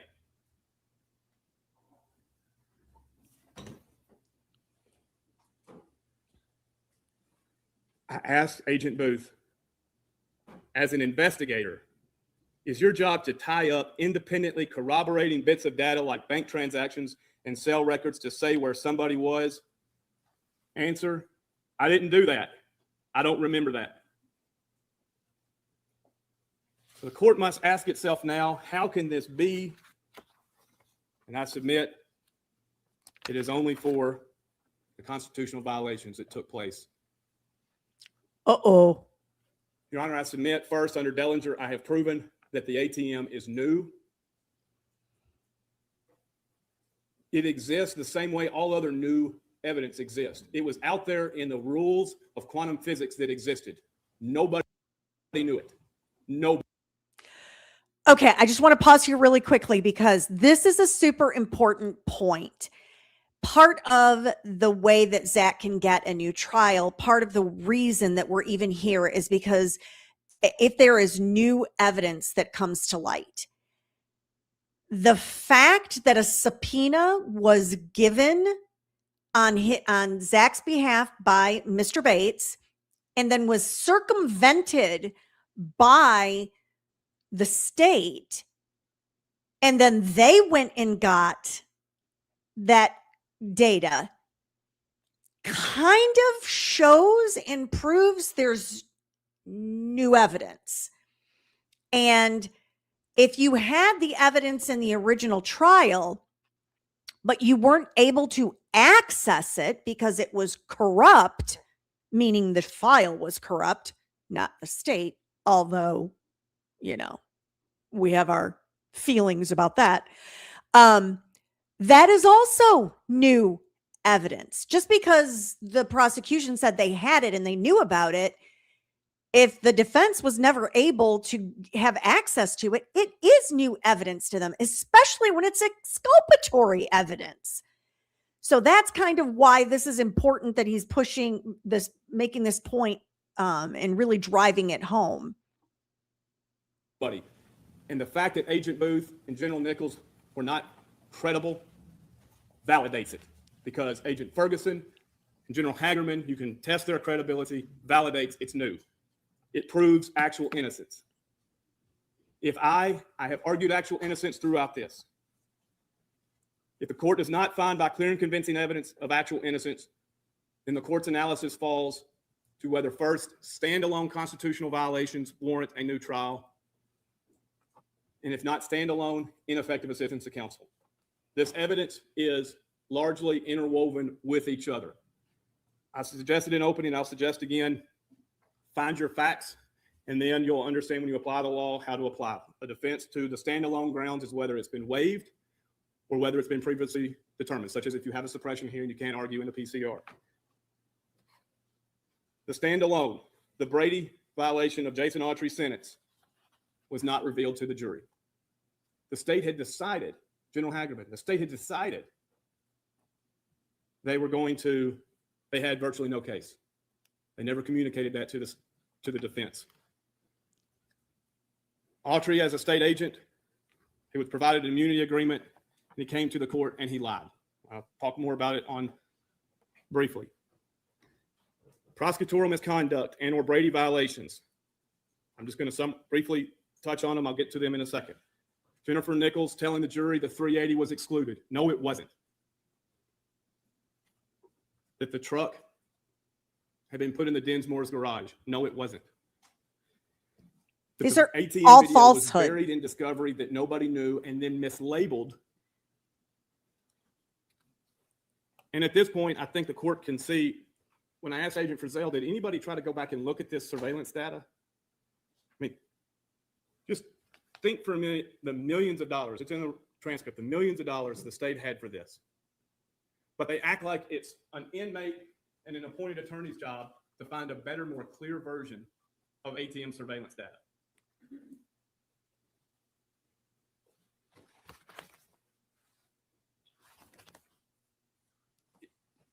I think I've covered sufficiently how the ATM came to be. I want to go over some of the things the state has said in regards to it. They argue both it's nothing new. We knew they were in Parsons, who cares? And also argue perhaps a canine was driving it. They argue you can't tell if it's them.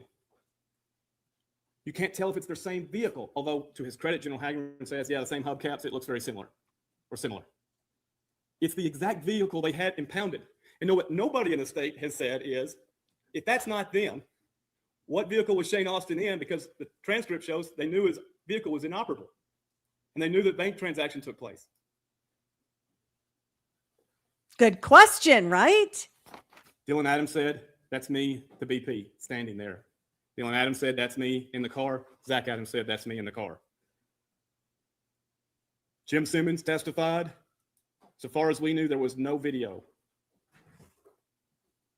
He's the one that subpoenaed the bank for the video. They both said they never saw it, and they said how important it was. Gonzalez remembers no conversation about the ATM video. Its importance was understood at trial. That this route that I have discussed about Autry's lie, if you read the trial transcript, and General Nichols, she knew when to object. Page You go, Mr. Baker. 1,313. And remember, the testimony is that TBI agents, they ran the route themselves. They knew the route that Autry was going to testify about. The question discussing the way back. Question on line 10. So then where would you have gone after that? Answer: at some point in there, it was determined they were where they was, and I proceeded to make my way to 30 Yellow Springs Road. How did you make your way over there? Answer: maybe through Coxburg West, come through at Eagle Creek. General Nichols: Your Honor, at this point, I'm going to object to when the witness says probably. If he doesn't know, I'm going to object him just guessing and speculating about which way he went. She knew exactly what she was doing. I love his As if impression. She knew the route was impossible because she's the one that says today or in November, we knew they were in Parsons, big deal. Uh-huh. We'll come back to that when we discuss sanctions. The gun. It's not merely what gun was used. The gun, the .380 round next to the remains, is important because it is another bit of data that validates John Walker's map. I was more worried about this because I prepared this before Agent Frizzell testified. We are now in unison with that fourth ping added to Miss Bobo's phone. But the gun, the .380, shows the 30 minutes from Shiloh Road to Truck Tower Road is where Miss Holly Bobo was killed. Everything makes sense. There's no evidence thrown out before. The evidence is thrown out after, except most of the physical remains of Miss Bobo are by her remains.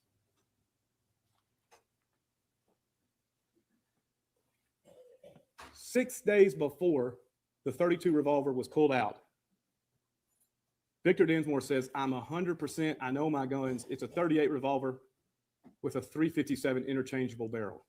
Jason Autry initially said it was a .357. Why did he say it was a .357? Well, maybe he knew the Austins had a .357. Maybe it's based on discovery that a .357 had been pulled out. But when the state pulls out the .32 revolver, they don't say,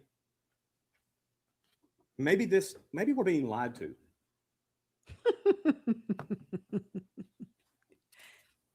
You know what we haven't found in the 2 years of this post-conviction proceeding? The .32 revolver that Victor Dinsmore says they threw in a pond. Imagine that.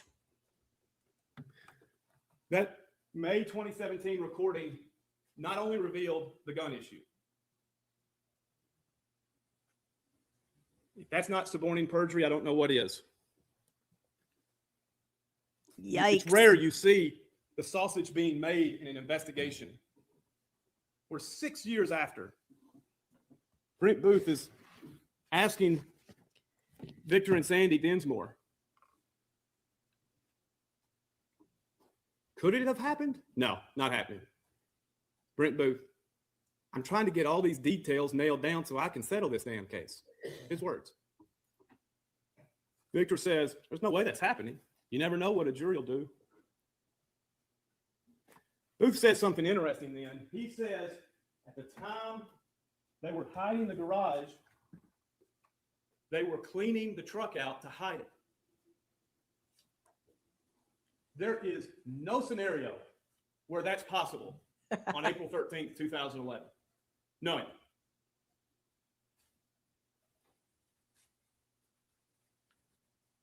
Victor says, let's go with it. Let's put the truck in the garage.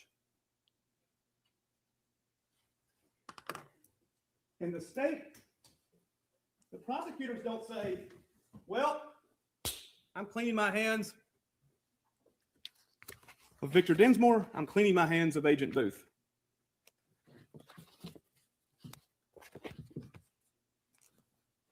The words were, they were unimpressed and he was leading.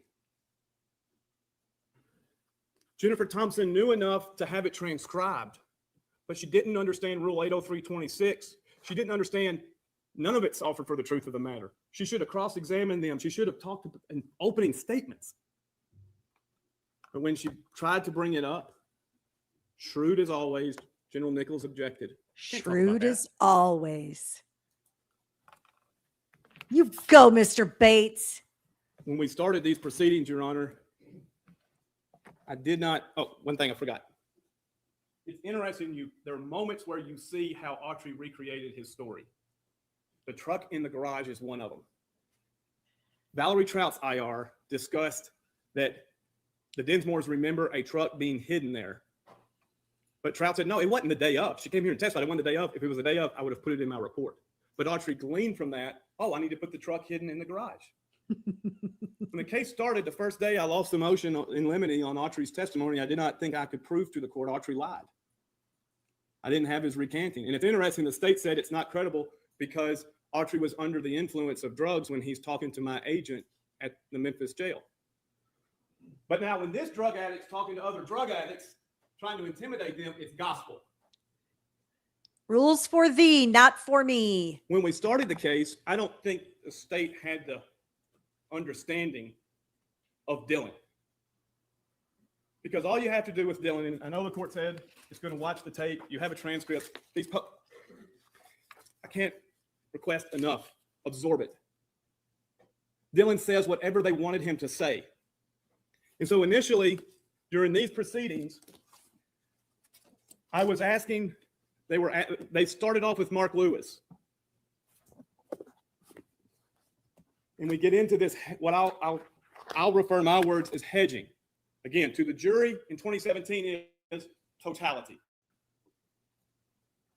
Autry's plea, Autry tells the world.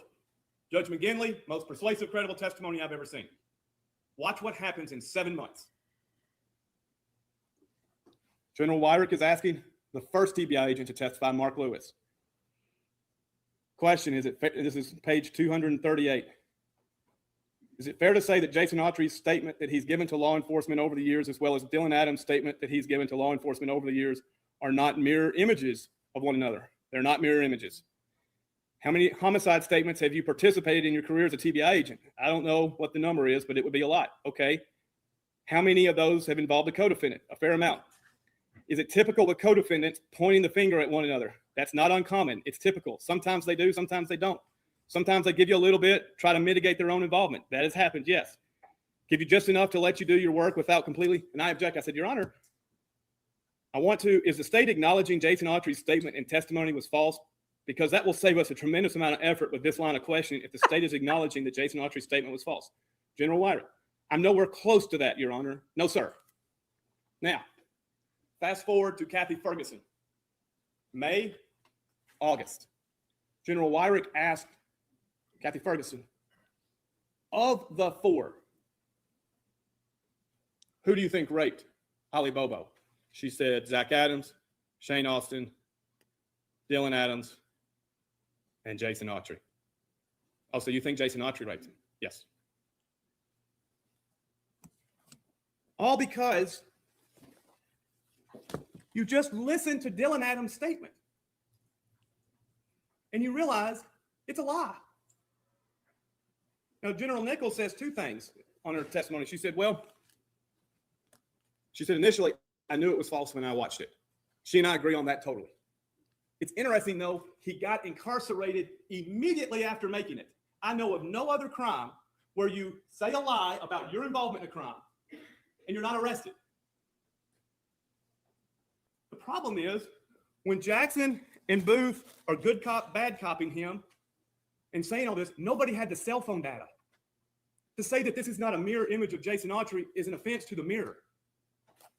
Yeah. Dylan has this concoction coming up over the entire night and has Autry the ringleader, has Autry throughout the day raping her, has Dylan raping her, has Zach raping her. Then when you watch it in full, you'll get to the point when they say, and they were hiding her in a basement. It's like, oh, whoops, they're talking about a trailer. There's So no it starts all over. there's no basement. And you go back to the sealed transcript of the plea deal. And you think about Dennis Benjamin and what we heard from him. February, meeting Densmore's a God thing. He's got a friend in Indiana. March, he's lying to him, saying you're going to get the death penalty. And that's who the vulnerable one lived with. I want to say this about Autry's lie. Credibility matters. I got the pattern instructions. Pattern instruction 42.04. Oh boy, guys. However, you may conclude that a witness deliberately lied about something that is important to how you decide the case. If so, you may choose not to accept anything that witness said. By the way, the dedication to this year's pattern instruction was to Judge German. Judge Riley wrote, Dickey abhorred anything he considered to be an injustice. But the state says, okay, in 2017, we said Jason Autry, total mourning, total testimony, total truth.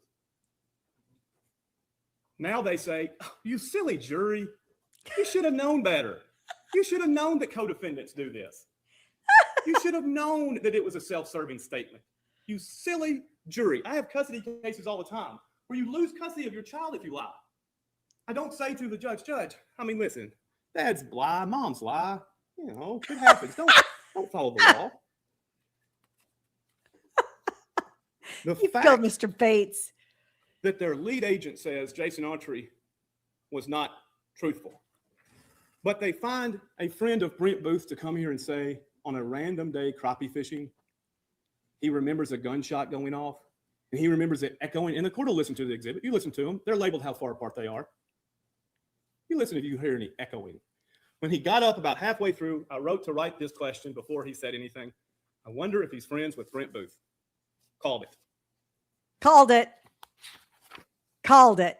I love that. We did not know, the record did not know that Dylan, this all started with Sheila Kilzer.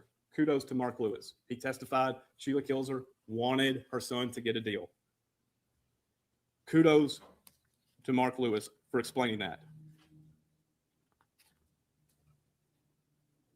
Your Honor, I think this record has been aided by what Dennis Benjamin brought to the court.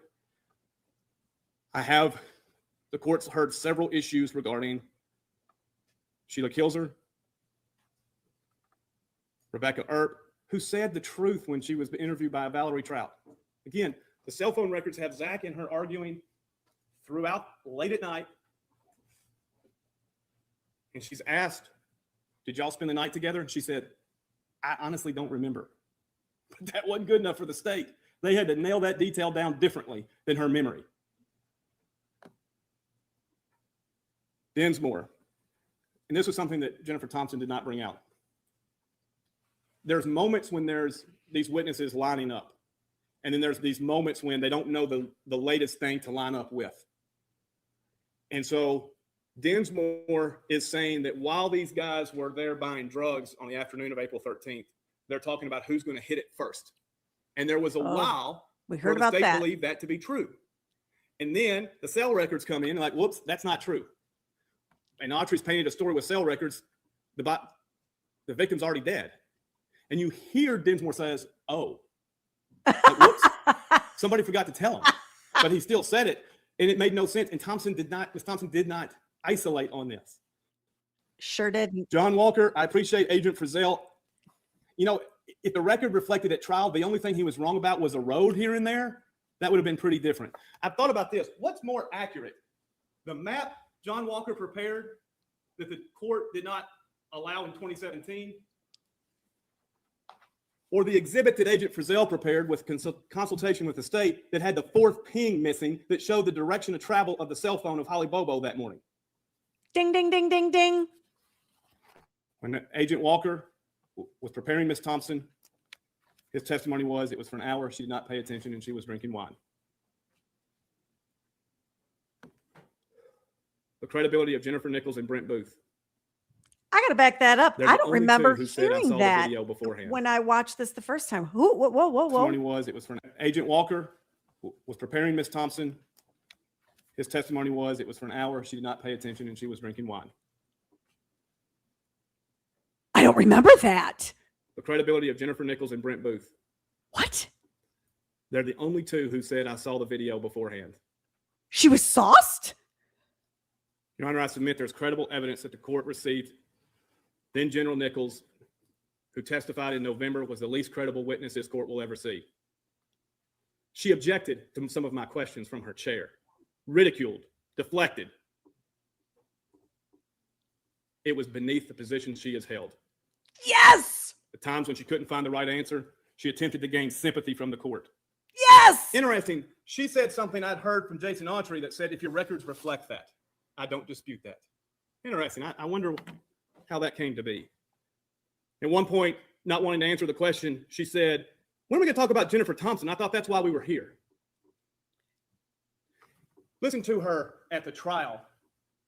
Jennifer Thompson, all she had a guy who measured the 380 round in the casing.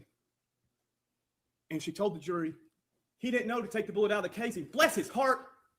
As if somehow the bullet's going to get bigger than .355 when it's removed from the casing. As if the sock is bigger than the shoe. And then Yes. you ask these people simple questions. Just think about this. Simple questions. Do you know the diameter? Be honest, people. Agent Ferguson said, I didn't, but I've learned it. Jennifer Nichols, no. Have you Googled it? No. Brent Booth, have you looked it up? No. Just admit we were wrong. You go, Mr. Bates. The sanctions the court has taken under advisement.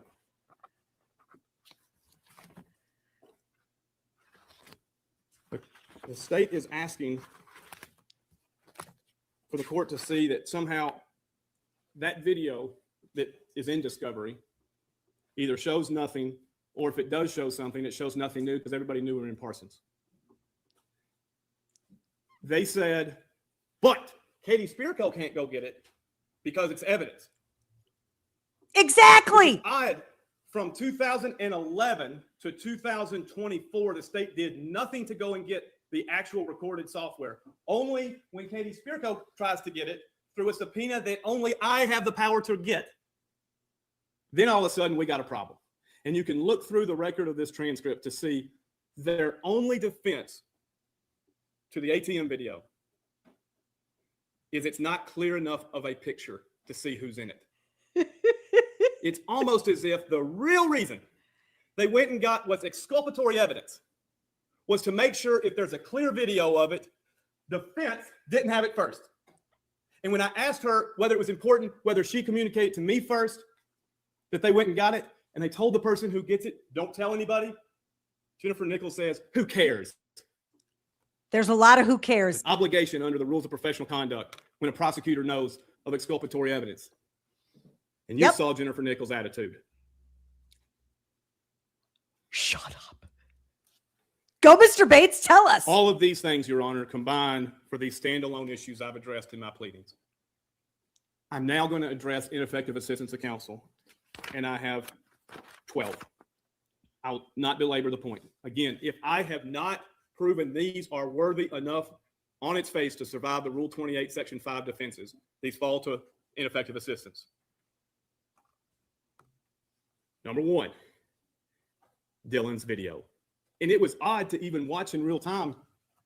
The question was, how do you authenticate the video of Dylan's September 2014 hearing? Jennifer Thompson says, I don't know. It's pretty easy. You call one of the 3 TBI officers who were there. And it's not a confrontation issue because, first of all, it's not being asserted for the truth of the matter. And second, the defendant calls it. And look how the state, they couldn't wiggle out of it. 2, she never recreated the day of April 13th to make it sense with the objective data. Sure didn't. 3, the gun, her question to Dinsmore was, yeah, but didn't you say it was a 38 or a 357? That's fundamentally different than you said it's a 38 revolver with a 357 interchangeable barrel. It is. Number 4, the truck in the garage, she had the transcript. Play it at opening. Say, ladies and gentlemen, this is how the evidence has been created in this case. All of these witnesses said different things until the state said, that's enough, stop. The detail is nailed down. Jerry Gonzalez says she wasn't listening because she was constantly trying to get boxes because the state wouldn't tell them who their witnesses were. And the state during these proceedings said, no, that wasn't done. General Hagerman tried his best. When we asked a couple of weeks ago to the state, who are your 6 witnesses? Their response to the court seen it was, are we required to do this? Uh-huh. Because they didn't want Britt, Spirko off the technical hook. difficulties regarding the wiretap. Britt admits there's listening that you're told they probably wiretapped your home. This idea that there was not probable cause differences, Your Honor, I've gone through this. It's not the case. There's a probable cause for an administrative subpoena, investigative subpoena, that's different by statute. Everything else, the definition of probable cause is you believe somebody did it. That's it. think how I went through point by point by point of Brent Booth, who initially said, I never said there was probable cause. And then I get the record out. And he's like, wait, whoa, whoa, whoa, whoa. And we went through point by point. Terry Britt lied about his alibi. Terry Britt lied about his cell phone. Terry Britt's prior knowledge of Holly Bobo. Past behaviors.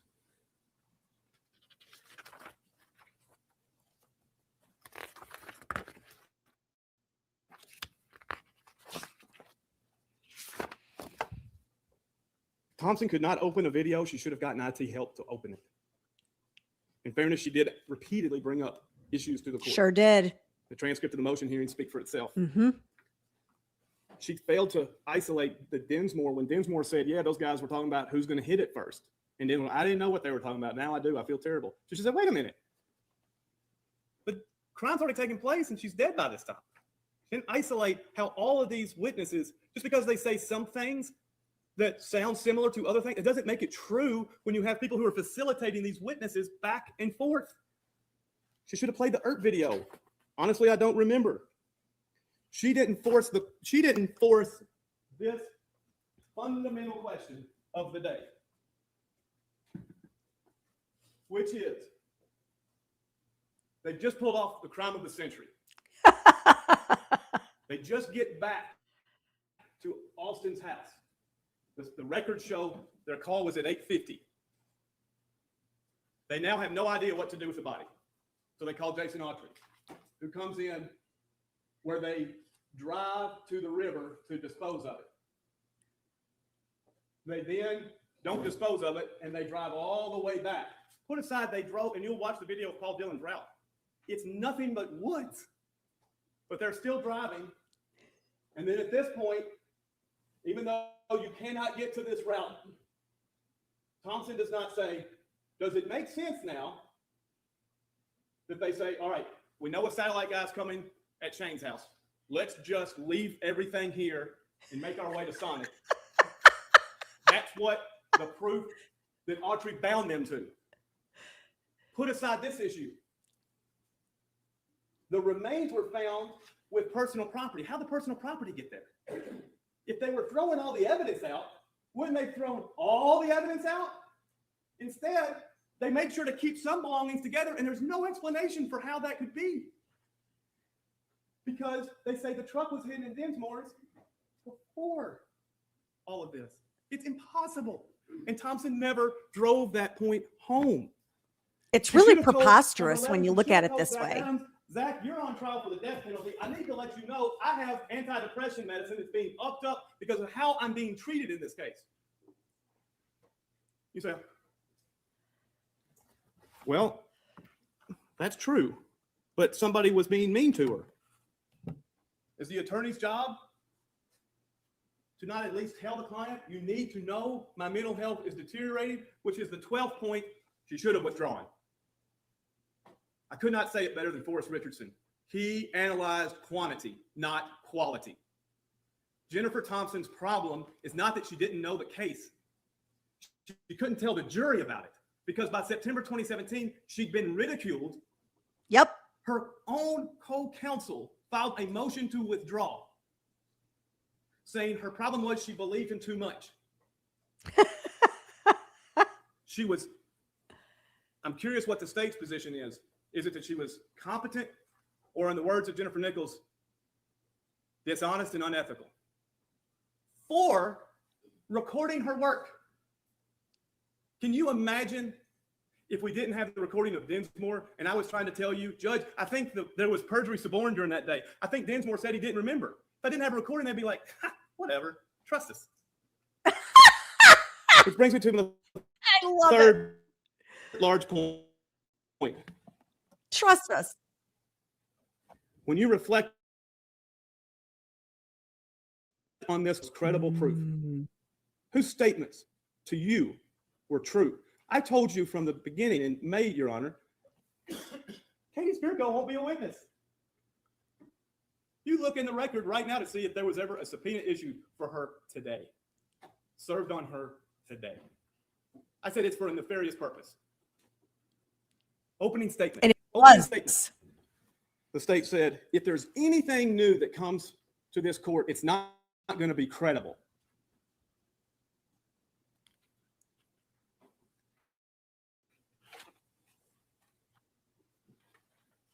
I submit I have presented to the court objective scientific data that cannot be manipulated, like testimony of a fisherman 14 years earlier. Oops. The state has provided testimony from witnesses who lied about everything until their lies were nailed down to the lies of others. Yep.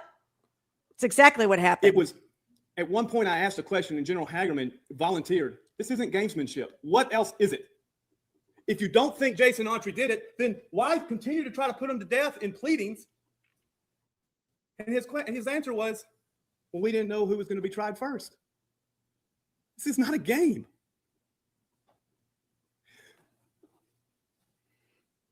I've told you about the 32 revolver that we've never found from Dick, the second one, apparently. It's been in a pond. Think about this. The state has asked you to consider the prior evidence, which is part of the record, that Zach made all these statements to drug addicts, to friends, to girlfriends he was fighting with, and somehow confessions. They have incarcerated him since March of 2014, had the ability to wiretap every single thing he's ever said, listen to every phone conversation he's ever made. They don't have Exactly. the first sentence uttering a single statement that he had any knowledge of what happened to Holly Bobo or any involvement. Yep. They say that he threatened his brother. If that's the new element for first-degree murder, every parent who has children better watch out. And look at the people who supported the scientific evidence. Look what happened to them. Terry Dykes taken off the job. John Walker reported. Yep. Jennifer Thompson, antidepressant medicine. And Your Honor, I submit I have shown this to you, and in this case, I have taken their witnesses and their evidence, with the exception of Paul Dillon, Alberto Davis, and Bradley Strong. No, sorry, that's their witness. And the Yay, lawyers cat involved. I've raid. taken their IRs, their agents, and shown you the truth. Your Honor, we're now time for me to tell you the fourth part of this argument and the last part of this case, which is your signature to the order. This procedure, this post-conviction procedure, Rule 28, and it's codified, reflects our country's dedication to the importance of our Constitution. I'm going to warn you all right now. You may want to get tissues. And hello, everybody coming over from Kat's channel. I can't wait to go replay the end of her live stream today, because I've heard it's fantastic and she had wonderful guests on there. I can't wait. Oh, Kat, look how sweet she is. Thank you. So, yes. This is going to be really emotional, so prepare yourself. It is fantastic, wonderful, glorious. I had like warm fuzzies on a warm water bottle on my heart listening to Mr. Bates. So get ready. Just as Marbury versus Madison said, some laws, however popularly passed, will not stand if they're unconstitutional. Neither will a jury verdict stand if it's the product of a constitutional violation. These provisions are not trivial. Due process, effective assistance of counsel. I will not lecture the court on the Constitution. I will just say this. It's what our men and women in uniform defend with their lives. Every judicial oath states you solemnly promise to support the United States and Tennessee Constitution. Each generation of Americans inherit the obligation to honor it, and if they don't, it will not stand. At times, it requires good and honorable men and women to speak up and stand up for it against powerful and popular forces. Is your signature going to be easy, Your Honor? It's not. The Constitution doesn't care if it's not easy. Put it in more practical sense. Can TBI officers go around telling other witnesses to change their testimony to nail down with other testimony? And can prosecutors say, that's fine, let's use it? We'll find out with your signature. Can a prosecutor lie to the jury about a bullet size? We'll find out with your signature. Can a citizen honestly be said to have had effective assistance of counsel? If the attorney was ridiculed, her first chair abandoned her, she had mental health problems, she never presented alibi evidence, she did not understand what evidence is important and how to get it admitted. We will find out with your ruling. Can the state mislabel, then lie about its existence? Evidence that either exonerates or tends to exonerate the witness, and then when they find a more clear version of this evidence exists, can they surreptitiously obtain it and tell the custodian don't say a word about it? We'll find out with your ruling. Here's the irony, Your Honor. This ruling's not going to affect me. I'm going to go back to Hickman County and divorce people. I can tell you who is waiting on your ruling. Every dishonest member of law enforcement and prosecutor that is faced with a weak case. Your green light, if you condone this, will be the best they could have ever hoped for. And to be clear, I am not saying every law enforcement or prosecutor in this case or throughout the state is either dishonest or corrupt.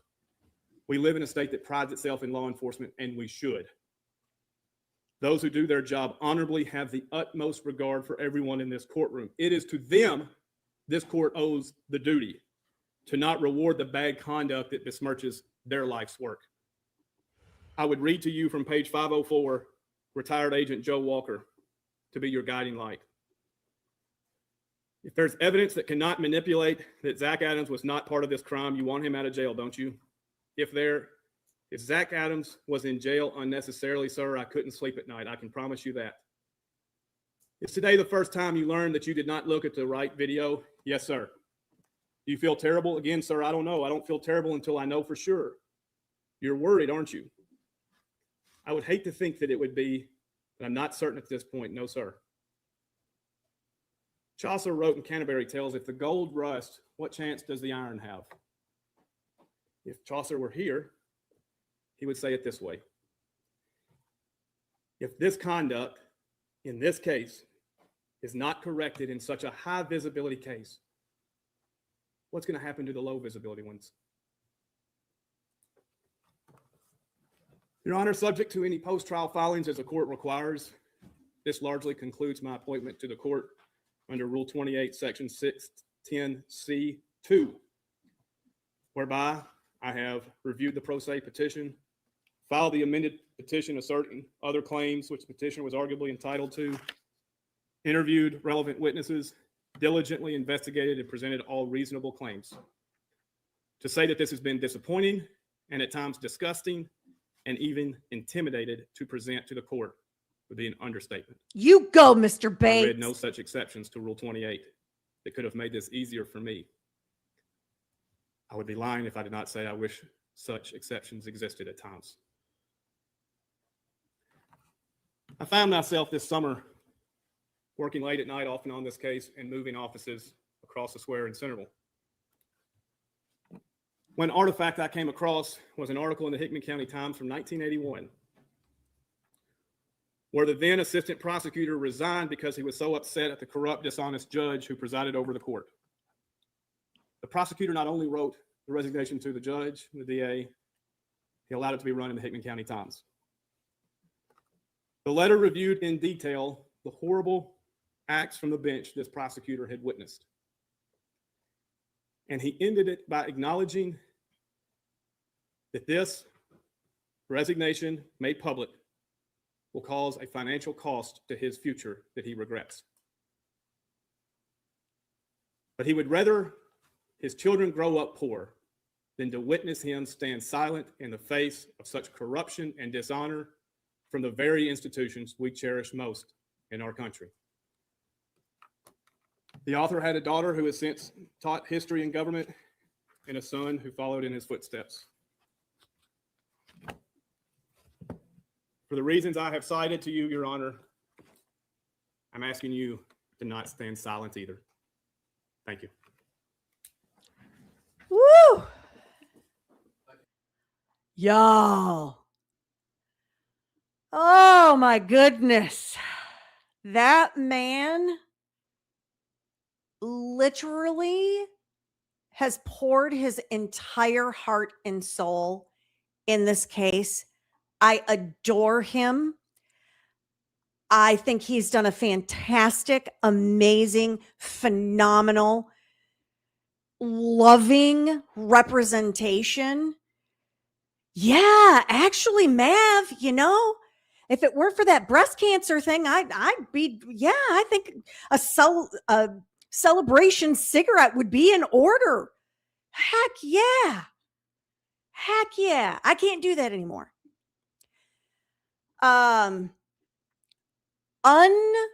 Unbelievable. And let's all not forget, Judge Bradbury appointed him. He was appointed by Judge Bradbury. That's how this all started. Woo!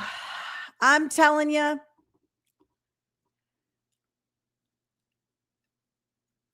he believes in what he's doing, and I am here for it.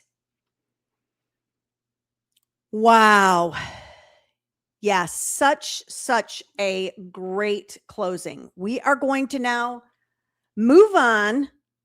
Get ready. You're going to want to drink now. It's going to be for a different reason. Because this woman, she went to the Penguins School of Law. So prepare. This is a little bit like a John Grisham novel that you're going to listen to. So prepare accordingly. If you need to get an emotional support animal or pillow, or maybe your kinky vodka, as KS Granny suggested, it might not be a bad idea. Now we have General Amy Wyrick. Yes, Your Honor. On behalf of the state of Tennessee, on behalf of every law-abiding citizen, on behalf of every law enforcement agency in this state, and particularly those that had. By the way, side note, if you have an opportunity to watch Mr. Bates as this buffoon continues her closing argument, it's quite entertaining. I would recommend it. Anything to do with this case, whether it was from the early moments of the morning of April 13, 2011 to today.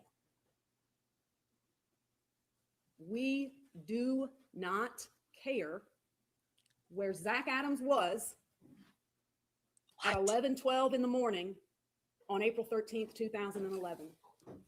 The state of Tennessee could not care less. Why do they do that? At that time, on that day? Out of their own witnesses' mouths, Agent Terry Dicus, the operative, the key, the essential time period in this case, in this investigation, 9:39 in the morning. He elaborated a little more and said from 8 to 10:30 in the morning. That was the key time. Their own witness. This court has heard proof since May. The jury heard proof for a week. Thousands of pieces of evidence have been admitted before Your Honor, before Judge McGinley.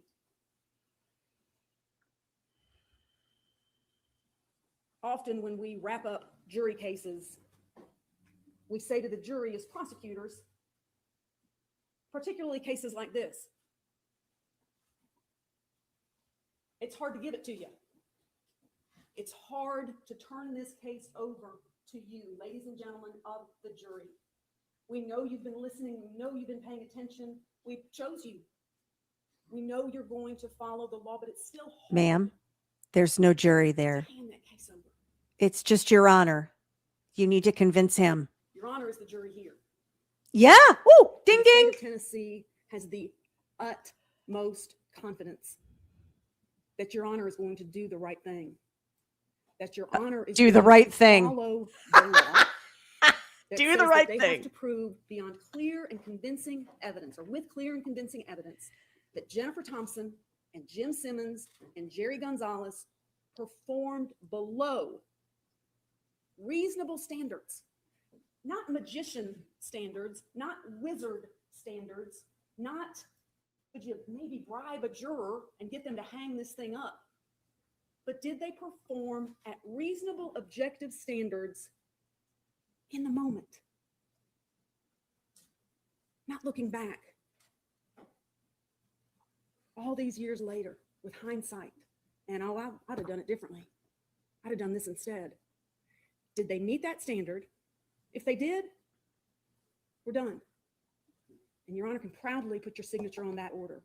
If they didn't, they still have to prove that it would have made a difference.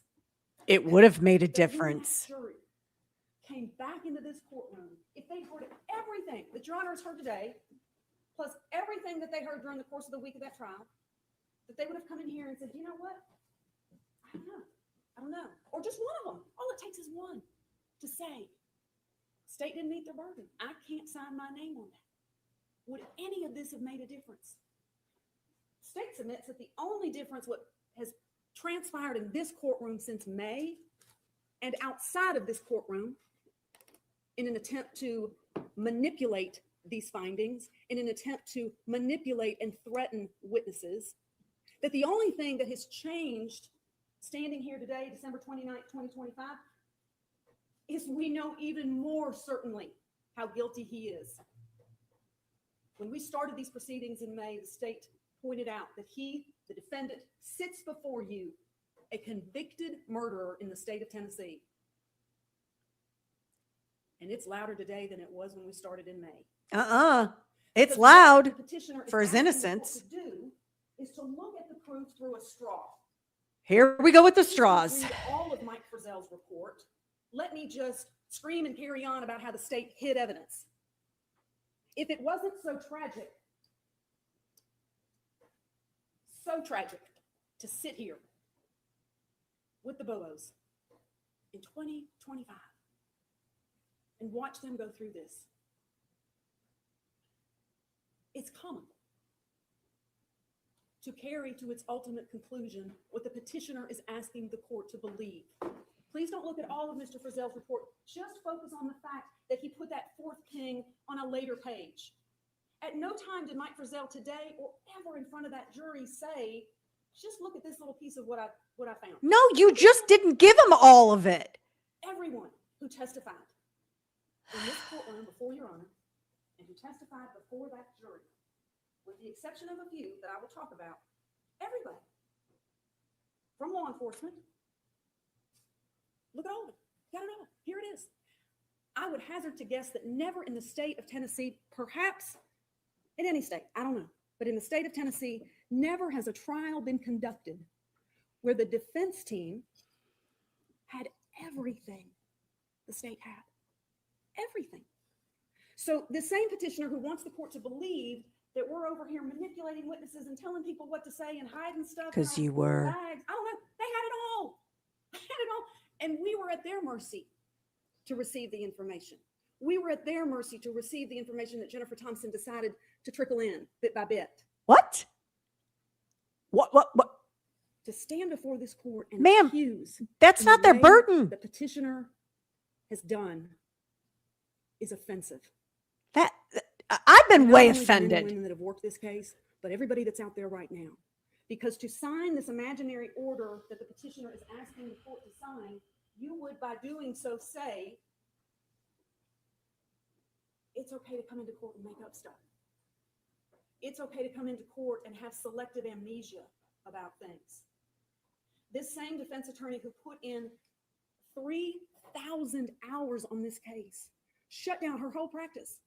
And we only know what we know from the time she was appointed. She was hired by the family for a year prior to that. So we'll So never know what? the grand total of hours that she put into this case. Who cares? I got a who cares for you. She put makeup on him every day. She dressed him in her husband's suit. So They got along famously. They talked, they communicated, they met. The little that he would talk. And in the thousands and thousands of hours that Jennifer Thompson put into this case, she still believes he's innocent. That's clear by the fact that she came in here and testified the way she did. It is absolutely unbelievable, not plausible, not credible. I don't really remember what he told me about where he was that morning. That was her answer to my question. Well, you had conversations with him. Yes, of course. You met with him many times. Of course. Talked to all these people. Yes, of course. Okay. We're all dying to know. Because I can tell the court this as well on behalf of the state of Tennessee and on behalf of every law enforcement agent across this beautiful state. the dude here with the beard or with the goatee, honey, you better have an escort leaving that courtroom today or courthouse today, because he looks like he is having no part of your business. That if an innocent person is sitting in prison, we want to get into action as quickly as we can. Please, by all means, show us, tell us, point it out. He can't. He can't. He hasn't, and he never will. I hate that they do Perhaps that. the truth, if he's been paying attention, It's is a gross. little bit clearer to him now than it was during the trial. The proof that this court heard, the proof that the jury heard, was that this defendant was with Jason Autry the morning of April 13th, 2011. No one from the state of Tennessee has ever presented a theory in which this defendant is the one who grabbed Holly Bobo from her carport. That's new. That's never been a theory that's been argued, articulated. He was calling the shots. You see, none of this. There was supposed to go no down the way it theory. did. We'll never know, for whatever reason, what motivated them that early morning to grab Holly Bobo. We'll never know. It'd be great if there was a turn of conscience, like Jason Autry and Dylan Adams had, of just giving us a little bit, but you got to go to hell to catch a devil. And that's where we've been for a long, long time. Oh, ma'am. Oh, Holly Bobo was ma'am. not supposed to fight as hard as she did.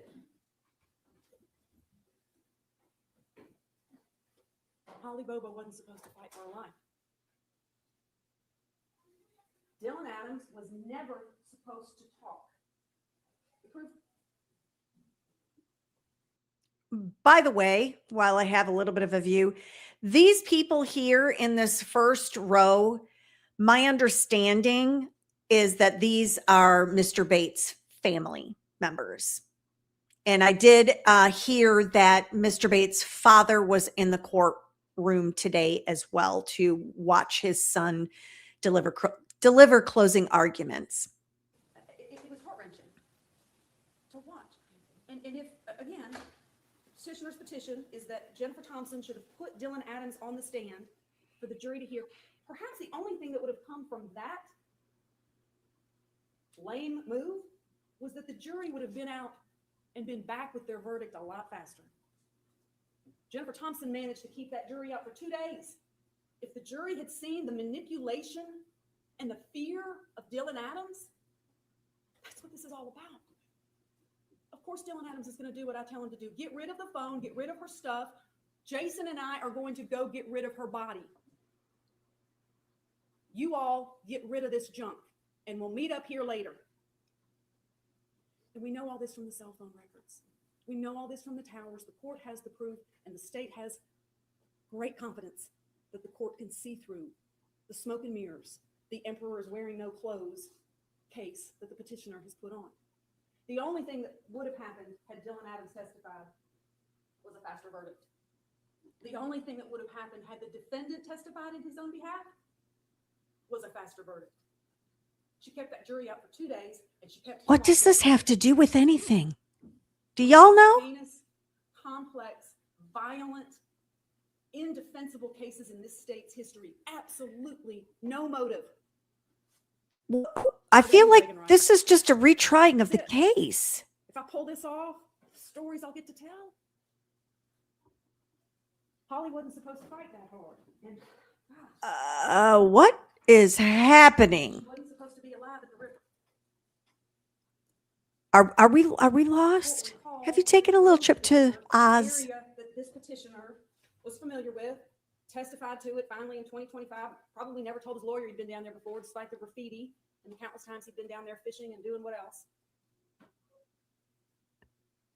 They took her down there to gut her body But they didn't take her down there. because that's going to float, or not float rather, that's going to sink. None of that is going to work. What are we doing? Y'all. We're driving to town. I gotta get Jason back to the church at Yellow Springs because Jason Autry's got to make sure that his girlfriend sees him at lunchtime or she's gonna be humping mad. I gotta drop Jason off at the Yellow Springs church. I'm gonna pick up Shane and Dylan because those two We're there. I gotta keep an eye on. They ain't the brightest, and I don't want them talking. And we gotta all be in this together. All for one, one for all. And we'll get into town and we'll be seen. This will be great. And think of the bragging I'll have. Holly Bobo. Bragging? That's the motive? Bragging. So they get down to the Shut river, up. Just shut your face, woman. and she's still alive. This is not going as planned. Thank goodness. I gotta back up here. Wait. Y'all, we got a funny moment here. Goodness. Look at this poor woman. She is like, what in the Sam?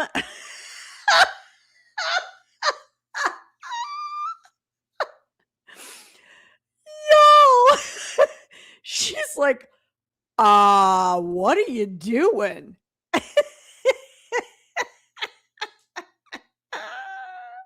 Oh my. Okay, we'll continue. Oh my gosh. Oh boy. Always got one.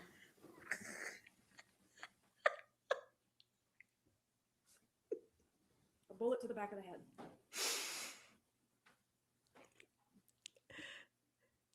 Definitely To gobsmacked. disregard Mitchell Hayes' testimony, of course, the court has that purview and power. Just like the jury had the purview and the power and the responsibility and took the oath to judge every witness's credibility to testify. And let's not lose sight of the fact that Jennifer Thompson put on quite a defense. We've all participated in criminal prosecutions where there's nothing done on the other side. An objection here or there, cross-examination here or there. That's it. Jennifer Thompson is a fighter. She was dogged and relentless and focused on one thing and one thing only. Walk him out of the courtroom. She's still proud of her work on this case. It's one of 3 featured cases on her website. If she was so distraught about her performance and her participation in the denial of his constitutional rights, why didn't she report herself? Why didn't Jim Simmons report her? Why didn't Jerry Gonzalez report her? Oh, ma'am. Ma'am, not a good look. Not a good look. The river, they go back 100 miles an hour with some of what's come out of his mouth in terms of the distance they're traveling. They've got a dead body in the back of the truck. No, they It's don't. supposed to be in the Tennessee River, but we couldn't do that because she was still alive. We had to shoot her, and we heard a boat. But she wasn't. None of this works. Instead, Ma'am. to you, one of the most credible witnesses to ever take the stand in this beautiful courthouse or any other across the state. Here's what I heard.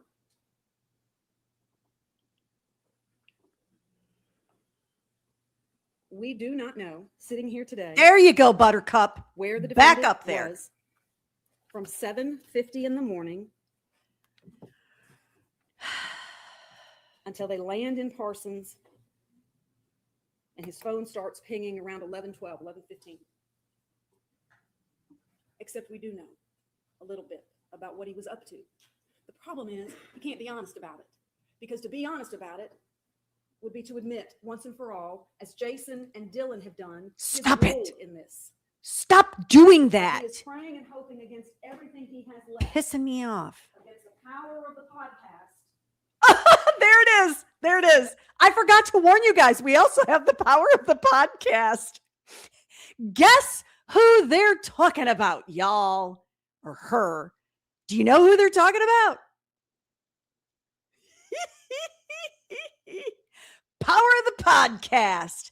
That would be our friends at Trial and Error Podcast that we really, really admire and we love. So, power of the podcast. We've already hit straws. I don't think she's done with the straws. We'll come back to the straws.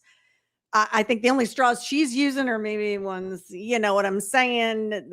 Because you got to be on something to believe this bovine scatology. Failed, I don't know, threat to the court about ignoring the facts and ignoring the law. That the truth will be buried.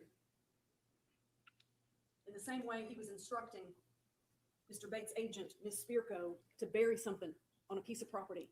Bury Here you go. it? Here's what you do. Don't take a phone. They might track you. He can't own up to what he's done because it's too horrible. What is she talking about? And this game is too far gone. But we know from all of the cell phone evidence from Jonathan Reeves, who Mike Frizzell said it today, he said it during trial. I agree with him. Jonathan Reeves and I see eye to eye on this thing. The only one that Mike Frizzell takes issue with is Johnny Walker, because he said there's no empirical data to support the limb that Johnny Walker got out on. And I would remind the court What? that petitioner's own witness called Johnny Walker incompetent.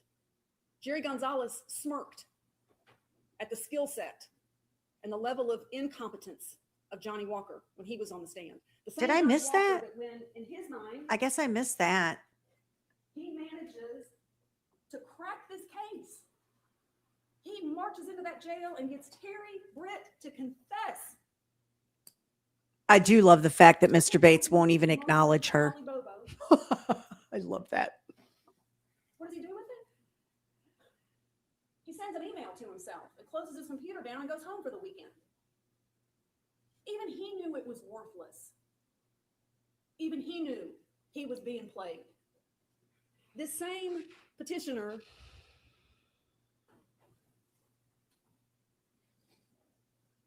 who's asking the court to free a convicted guilty murderer wants the court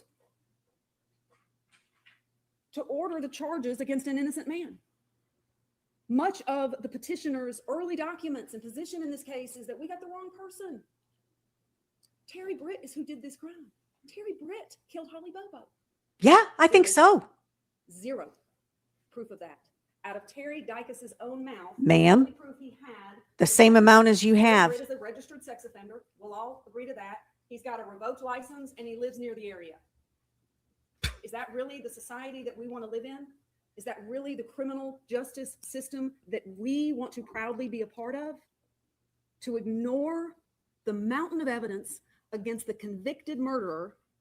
Y'all, I should have known. These are the same people that made a website go, a judge's election campaign website go to innocentbrothers.com. So I should not be surprised by this at all. I think that is phenomenal. That makes my day. I cannot wait to watch this. I'm so excited. I got to figure out how to have them on here. And lock up the innocent guy. Innocent guy, Terry Britt, This just innocent didn't guy. turn out the way it was supposed to. Holly wasn't supposed to fight so hard. Jason Autry was not supposed to testify. Dylan Adams was not supposed to talk. And just one person on that juror,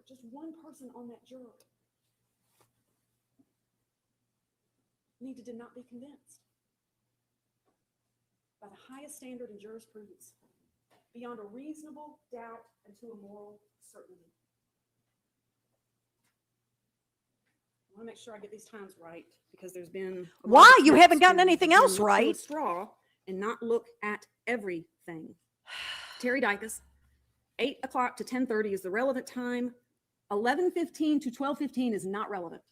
He said it. Everybody said it. The state will say it again.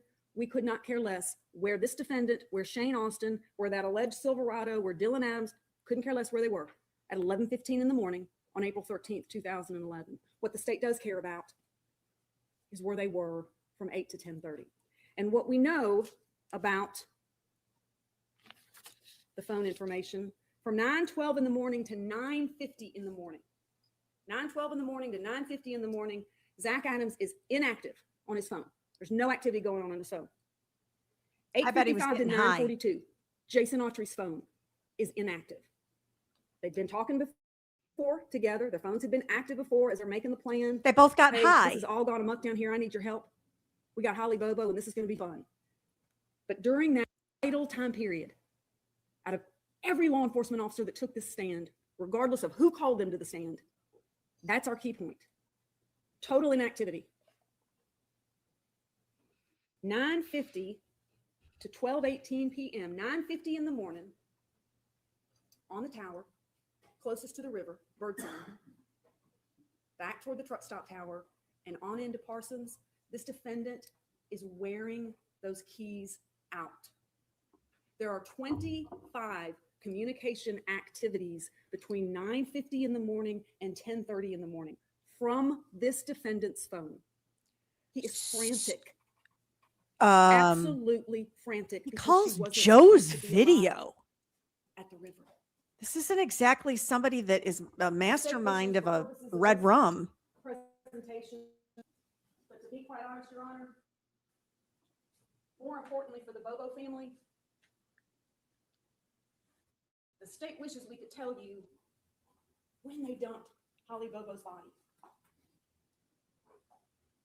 We know where it was found. Again, through the straw that the petitioner is holding and asking the court to look at the evidence through. The straw. There was a .380 casing, not bullet, despite their repeated attempts to use that word bullet, casing, found near her body. Well, guess what? There were also about 100 other items found near her body, all of which were collected. Laura Hodge with the Tennessee Bureau of Investigation took the stand and testified at trial. And there Yeah? were 82 items put into evidence alone while she was on the stand. That's how much stuff there was out in the area where Holly Bobo spent her last moments on earth. Lots of other ammunition was found out there and a myriad of other things. It doesn't matter. We still don't know when the body was put there. It's pretty clear from the cell phone testimony and from what Your Honor has seen in the beaten down testimony of Dylan Adams. And again, it was hard to watch as a human being Yeah, it's been very hard to watch. on the stand. I think we all probably caught ourselves having to remember the role that he played in this rape, kidnapping, and murder of an innocent young girl. But if you didn't believe before he took the stand that he had spent his whole life being physically, emotionally, and psychologically abused and beaten by the petitioner, it was pretty clear.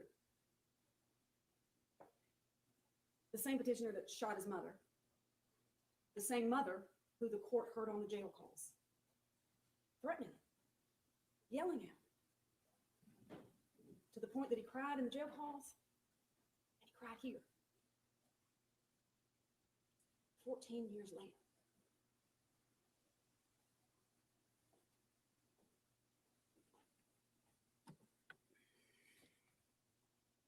The same frantic murderer who's wearing his phone out from 9:50 to 10:30 in the morning. He's calling Rebecca Earp. He's calling Dick Adams. He's calling Joe's video. He's calling everybody he can think of because now he's got a truck with a dead body in the back.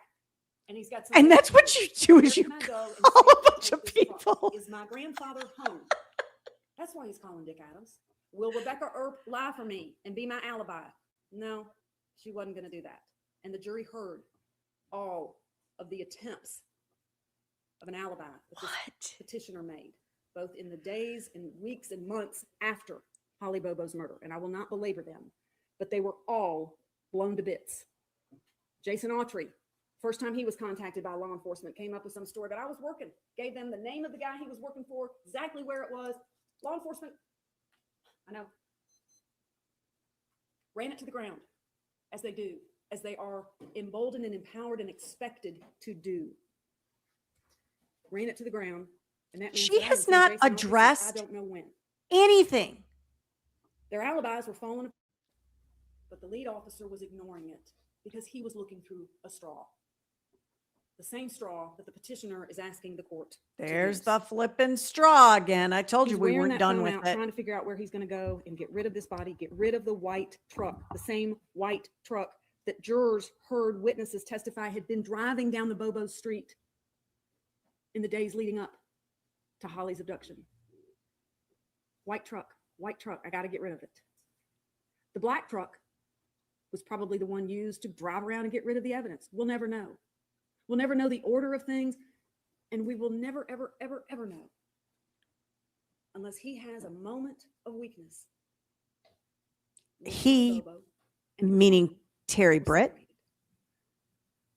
No one took this stand with any credible proof to say, I saw it. And that's all we have is speculation and theory. But every expert that is truly an expert, Ma'am.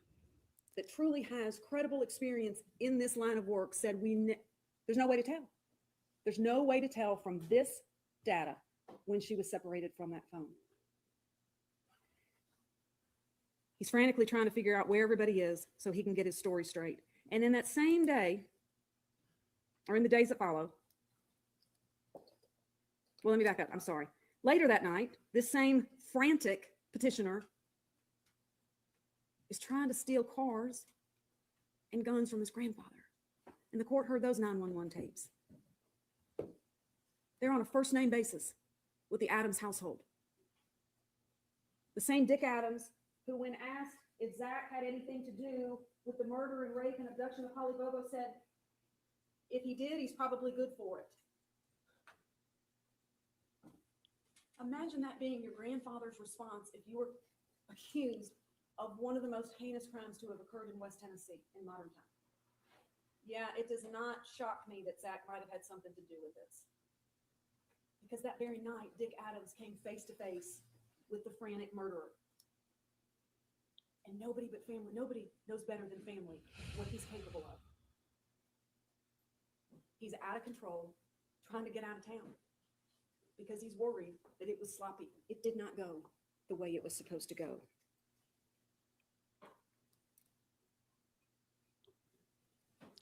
The court Sure. heard endless testimony, as did the jury, of all of the bragging. And the only really reasonable question to ask there is, why would you say those things if they weren't true? Why in the world? What is the motive? There's been absolutely no credible proof about those statements, about misunderstanding of those statements. You have expected Well, for somebody to come she in and say, Is right about no "We're all credible in the same proof. room together," when he said it. These people were scattered all over the state What? in various places, coming in contact with him at different times. No. No body, no gun. Before the body and her skull with the bullet to the back was ever found. They reported that after. The bizarre, frantic behavior of washing the mattress and the officers that testified to that. Oh, because that really The meth happened. addict. And if they were, why lie about it?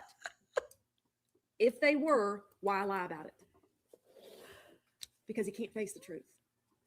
It's too ugly.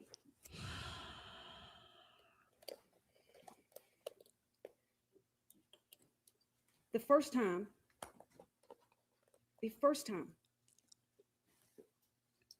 anything about a bank is mentioned is in September of 2014. This defendant and his meth monkey team the A-team, whatever they like to call themselves, had been talked to, who knows? Get how your many times, butt over to the mic, you hag.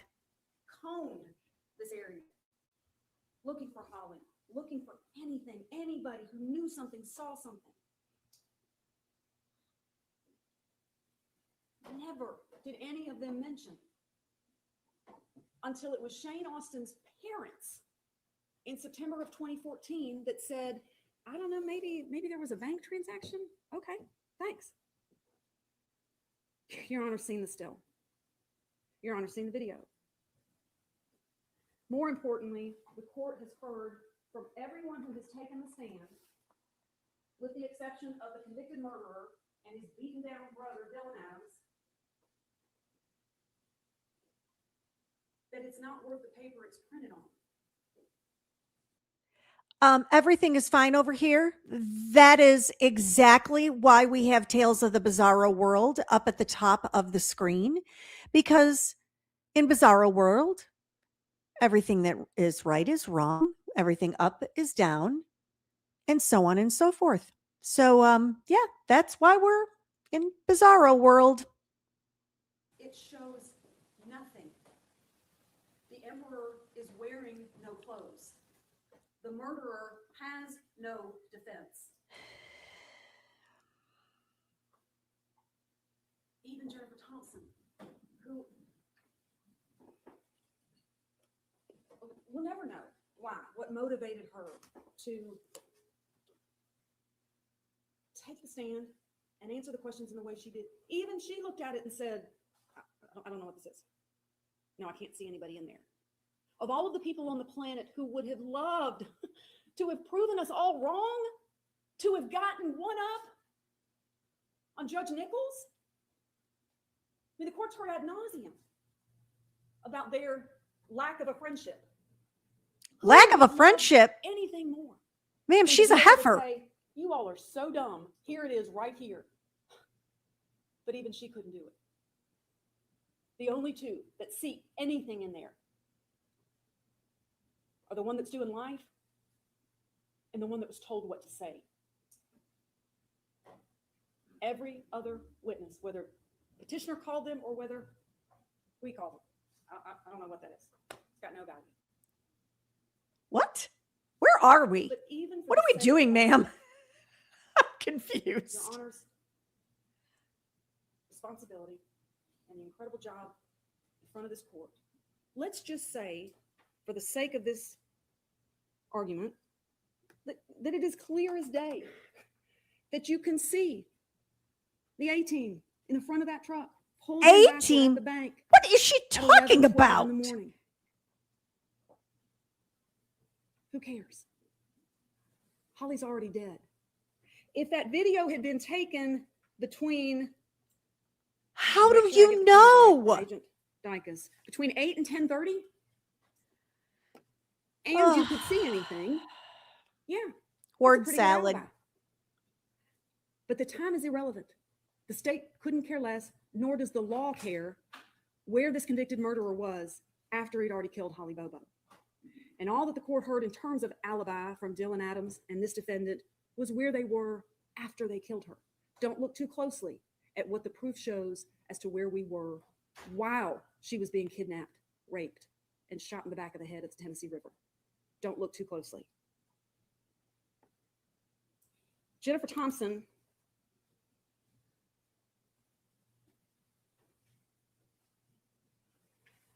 whether she looked at the video or not, she did spend time before going to law school as a computer programmer.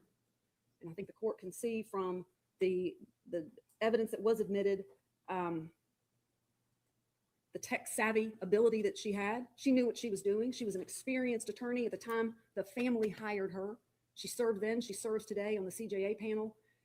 Every accolade that you can have thrown at you as an attorney That has doesn't been mean thrown at her. anything. This one just didn't turn out the way she wanted. Whether she saw it or not, it doesn't Ugh. matter. This woman is a Because doll. she had a strategy.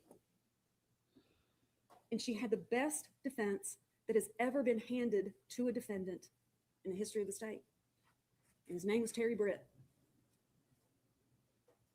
He looks and walks and talks like and is a registered sex offender. Uh-huh. And it only takes one to not listen to all of the evidence and all of the facts and all of the law. That was her strategy. You're kind Imagine of proving her if this were all ineffectiveness her and she of had counsel. the defendant on the stand, and he had done a bang-up job at trial, just, Just like he did saying. before the court, with his selective amnesia. Oh, I don't remember where I was. Oh, I don't know where I was. No, I didn't say that. That was just a joke. Imagine if she put him on the stand and he had testified, and that jury went back and convicted him. Then the accusations from this side would be, you should have blamed Terry Britt. You've got this walking poster child. Every defendant We accused do of blame fraud Terry Britt. is going to point at him. Why didn't you put on Terry Britt? Why would you ever put on proof putting these guys together? That's why the video is useless. Even if it showed anything, even if the time helped, why would she want to put them together? Her defense was to distance him from the others, the A team, and to pin this. What is to this Britt. A-team But in business? addition, she didn't just sit back on her laurels. What are we talking with about? that as her sole objective. She cross-examined the fire out of just about everybody that took the stand. Oh, I don't think so. She shut down many times. And We to sit watched there it. and We point know. out the hindsight and say, oh, but you should have asked it this way. Sure, we can do that all day long. Thankfully, that's not what the law requires. The mandates of the law are for the court to look at the totality of the case at the time. And at the time and in the moment, and given what Jennifer Thompson and her team of 24 people that were working day in and day out around the clock while this case was in trial, their strategy was golden, easy, succinct, easy to understand. Very rarely does a defense attorney have a name to put on the some other dude did it defense. This jury got to meet him There is no jury here, ma'am. I don't know if you've looked. and listen to her cross-examination. There's no Take jury. it all into account. What is she doing?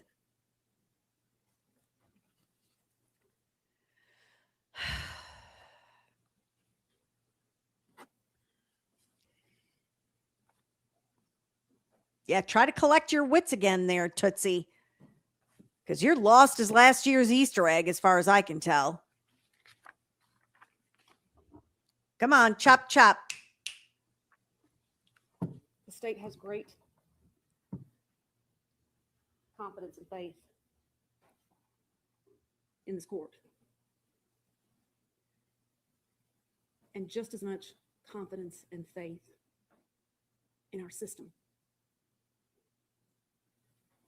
A system that provided this convicted murderer with every piece of evidence that the state gathered to prove his guilt. A system that allowed his team of lawyers and experts and jury consultants and forensic experts, and I mean, the list is as long as this aisle. A system that never said, no, that's too much money. We're not going to pay for it. Everything that What? Jennifer Thompson requested was granted. As it should be. A She was system that representing a selects from the defendant. community, men and women, Oh, not boy. lawyers to second judge and second guess. Men and women of a community to listen to the law, to listen to the facts, and to never, ever, ever leave their common sense. She keeps coming over here because she wants her TV time. A system that instructs that jury of their incredible responsibility, that you must, every one of you, all 12 of you, find beyond a reasonable There doubt. aren't 12 people deciding Jack this. Adams raped, kidnapped, and murdered Holly Bobo. A system that made everything available to him. Ms. Thompson was hired by his family and then convinced the court to appoint her. She kept him off death row. And a system that allows Your Honor to look at everything, what the jury heard, with the added benefit of what the court has heard now.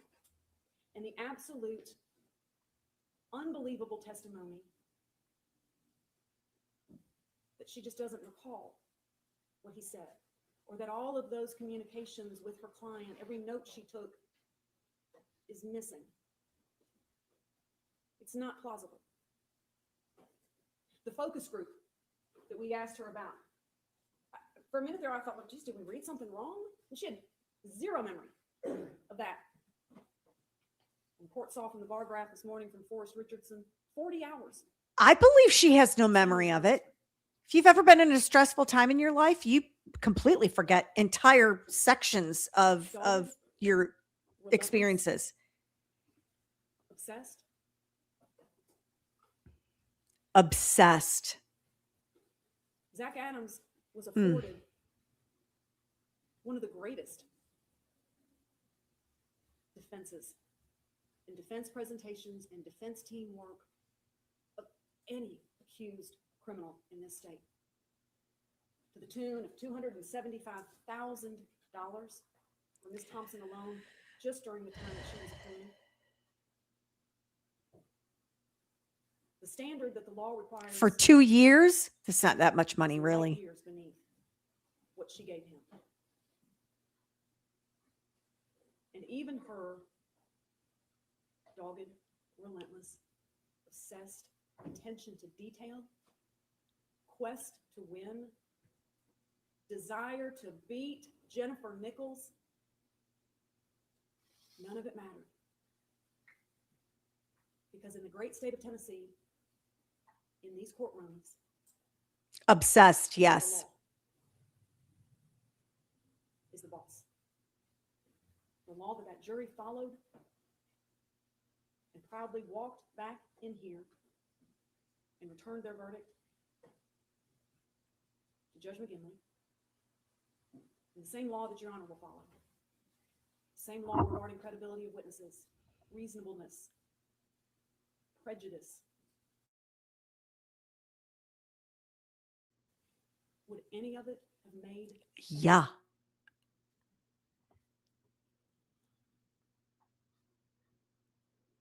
Sure.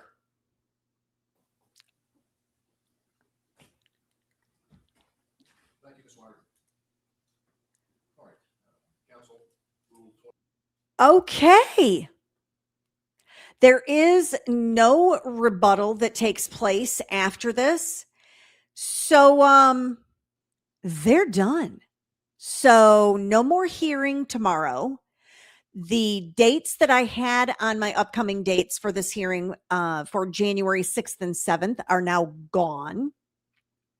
And what Judge Bradbury stated, and I completely predicted this wrong, he's going to likely need more than the 60 days to make a decision, and that it will likely be at least 90 days before any decision is going to be made in this case. So we're looking at the end of March, likely, would be the deadline for him to publish his answer in reference to this particular case. I think Mr. Bates did a phenomenal job. I have the utmost respect for him. I can tell that Zach has a much different attitude now than he did in the earlier hearings that I watched, and some of them that we watched together. And yeah, what a mess. I had no idea this case was this messed up. I'm glad that I covered it up to this point, but now I need all of you to help me. We got decisions to be made.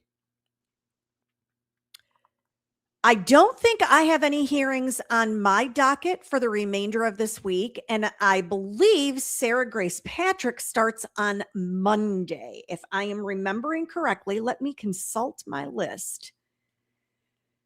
Sarah Grace Patrick is on Monday. Raul Valley and Karen Reed both have hearings on Tuesday.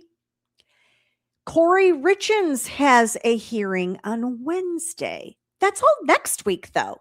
And I had intended on doing a live stream tomorrow evening as well. But we've kind of covered this. So the question on the table is, do you all want me to find a new case for us to do a review on?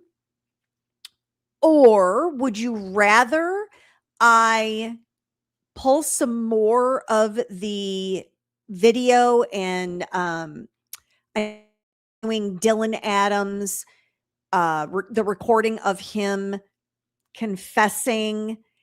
I don't know what y'all want to see, or if we just say, hey, we're good and we'll go back on the regular schedule next week, do a Monday night and a Wednesday night like I normally do. So y'all let me know what you want to do. If you're looking to do something new, I'm trying to look at some cases. We haven't done a ton of breakdown on Sharon Moore. I have done no breakdown on Corey Richens. She'll be coming in February, her case. We already talked about Brad Simpson. What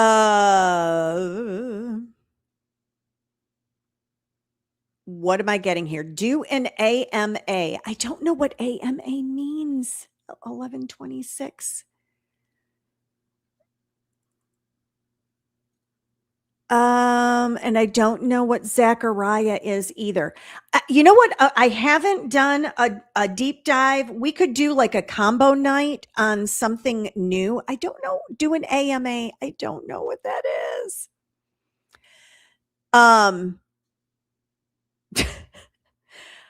What I'm thinking is I could do like get some information together and we can do a review on Anna Kepner. I know that there are some new things that have come up with that. And if that is not a full live stream for us, then I can also see what I can find about Celeste Rivas Hernandez or the David case. I don't know. I still don't know what this is. So, and y'all aren't giving me any idea what you want me to do tomorrow night. This is not helping. You're not helping me. You're supposed to help. D. Warner case out of Lenawee County. I don't know anything about this. Please tell me it does not involve any. Oh, and ask me anything. We could do that tomorrow night. That actually sounds like that would be great. Ask me anything like to get to know Ms. D's stream. So we can do that. Certain things I'm going to tell you about my private life, you're not going to know because people can be crazy. So, but we could talk about a lot of things. So I will do that. And D. Warner, you all are talking. I got to look this up right now. I know we're kind of overtime on all of this and everything. So way overtime. My apologies. D. Warner, you're telling me, as a former Michigander, former detective in charge of D. Warner murder case arrested. So Sarah Grace Patrick, I did a rundown. I think that was last week that I did that. I did not have a stream planned for tomorrow night. I thought this hearing was going to continue for 2 days. So I had prepared to be able to cover it. So I didn't have anything else necessarily scheduled. And I have that pesky day job. So Franklin Township. Let me do some checking on this D. Warner case. I'm going to add it to my on my radar section. D. Warner, and I'll see what I can find out. That may be one that You're thinking Wells, not Warner. Oh, hang on a second. D. Wells? What am I doing? And good evening, the Goodmans. Okay.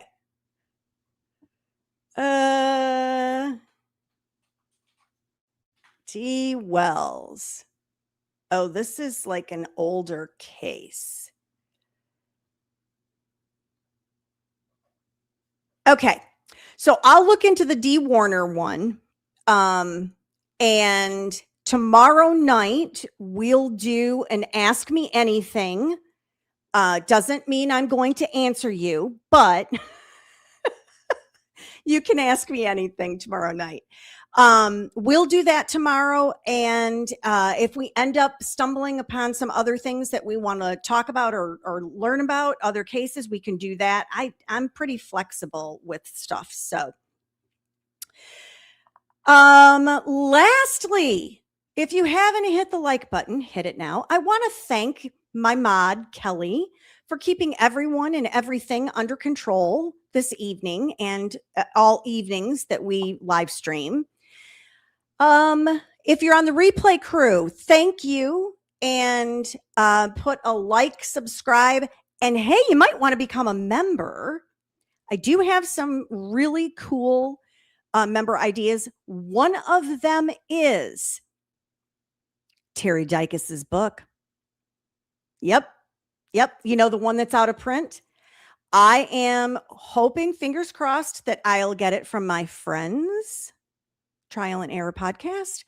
And I will be reading it and highlighting, and that will be part of a members only. So if you're not a member, you're not going to get to learn about all of the Terry Dykesness of everything. So that is definitely going to be something we'll do on a members only. And like I say, there have been some cases that have been hit very close to home for me. And I don't want to skip being able to cover some of those. And so several of them are Michigan cases because, of course, I used to live there. One in particular I did see was still being covered by individuals. It's a missing persons case at CrimeCon. So, and speaking of CrimeCon, I just took care of all kinds of business this weekend. Got my studio all set up the way that I wanted it. And I booked my hotel for CrimeCon. I'm so excited. And looking forward to being there. If you are going to be there, please let me know. I definitely, if I bump into anyone from the content creation world, I always want to make sure that I say hello. And what else? I think that's it for now. Oh, make sure you check out the merchandise. There might be something that you want to get there. I have kind of a mishmash of things. Lots of apparel for you to choose, and I'll probably be changing things. I have some other ideas of different types of merchandise that may interest others. If you have ideas on merchandise or things that you'd like to see, shoot me a message. And Kelly, who all is going to be at CrimeCon? Here's the deal. You don't find out until the month before.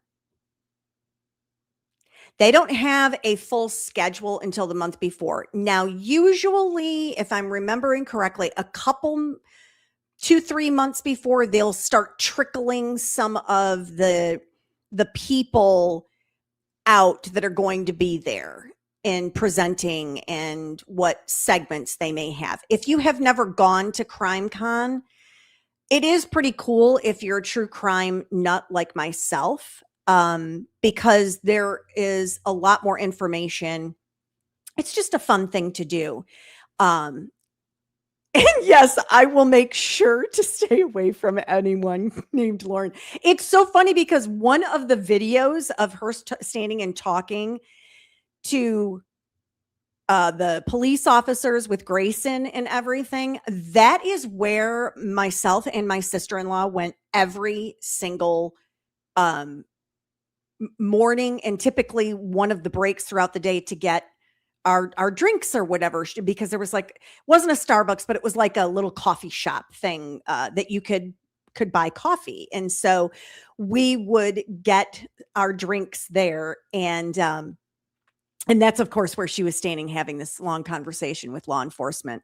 So, and you've heard some bad things. Oh gosh, I had a fantastic time. I loved everything about it. Absolutely everything about it. I will tell you, I personally think the VIP package is way too much money. I am not a big meet and greet kind of person. It stresses me out to be in line and worry that I'm going to miss one of the segments where there's a lot of information. So I went to one and I did it for actually a coworker of mine, and I'll be tapping out on it this next one. I won't do any meet and greets. I want all the information. Give me all the data and information that I can get. I hope that all of you have had a good Christmas. Sorry, I got distracted by Melissa's comment. You should definitely see the deep dives on who owns and runs CrimeCon. It's fascinating. Well, you need to send me some links or something about that. Because I'm all about fascinating things, of course. So, Christmas. I hope you all had a great Christmas. I did. I spent, I'm like a child. So I had a Lego poinsettia that was given to me as a Christmas gift. And I spent part of Christmas Day putting that together. I had a great time. I did some coloring. Like I say, I'm a child. I'm probably going to be cracking a puzzle out to do on my puzzle table this weekend. And yeah, it was a lot of relaxation. I spent fantastic time with Mr. Demeanor and my son's girlfriend. So it was amazing to just be together. And I hope all of you had the same opportunity to be together with your family. And we'll come back tomorrow night. Have your questions ready, because it's going to be Ask Me Anything Tuesday. We'll see how long we can go. I don't know that I'm that fascinating. So puzzle boards are the greatest, Destin. Absolutely the best. I love my puzzle board. I have drawers on the sides and it spins and it angles up and it's got a cover that goes over. Oh, I love my puzzle board. It is fantastic. I can put it on top of a table. I can put it on the floor. Oh yeah. Love it. Love it. Love it. All righty. I hope you all got something out of the live stream tonight. Thank you so much for spending your time with me. I know you have a lot of choices, and it's always an honor that you choose me to spend your free time with. And you know what's coming. It doesn't cost a penny to be kind, so find someone to do something nice for today if you haven't already. And as always,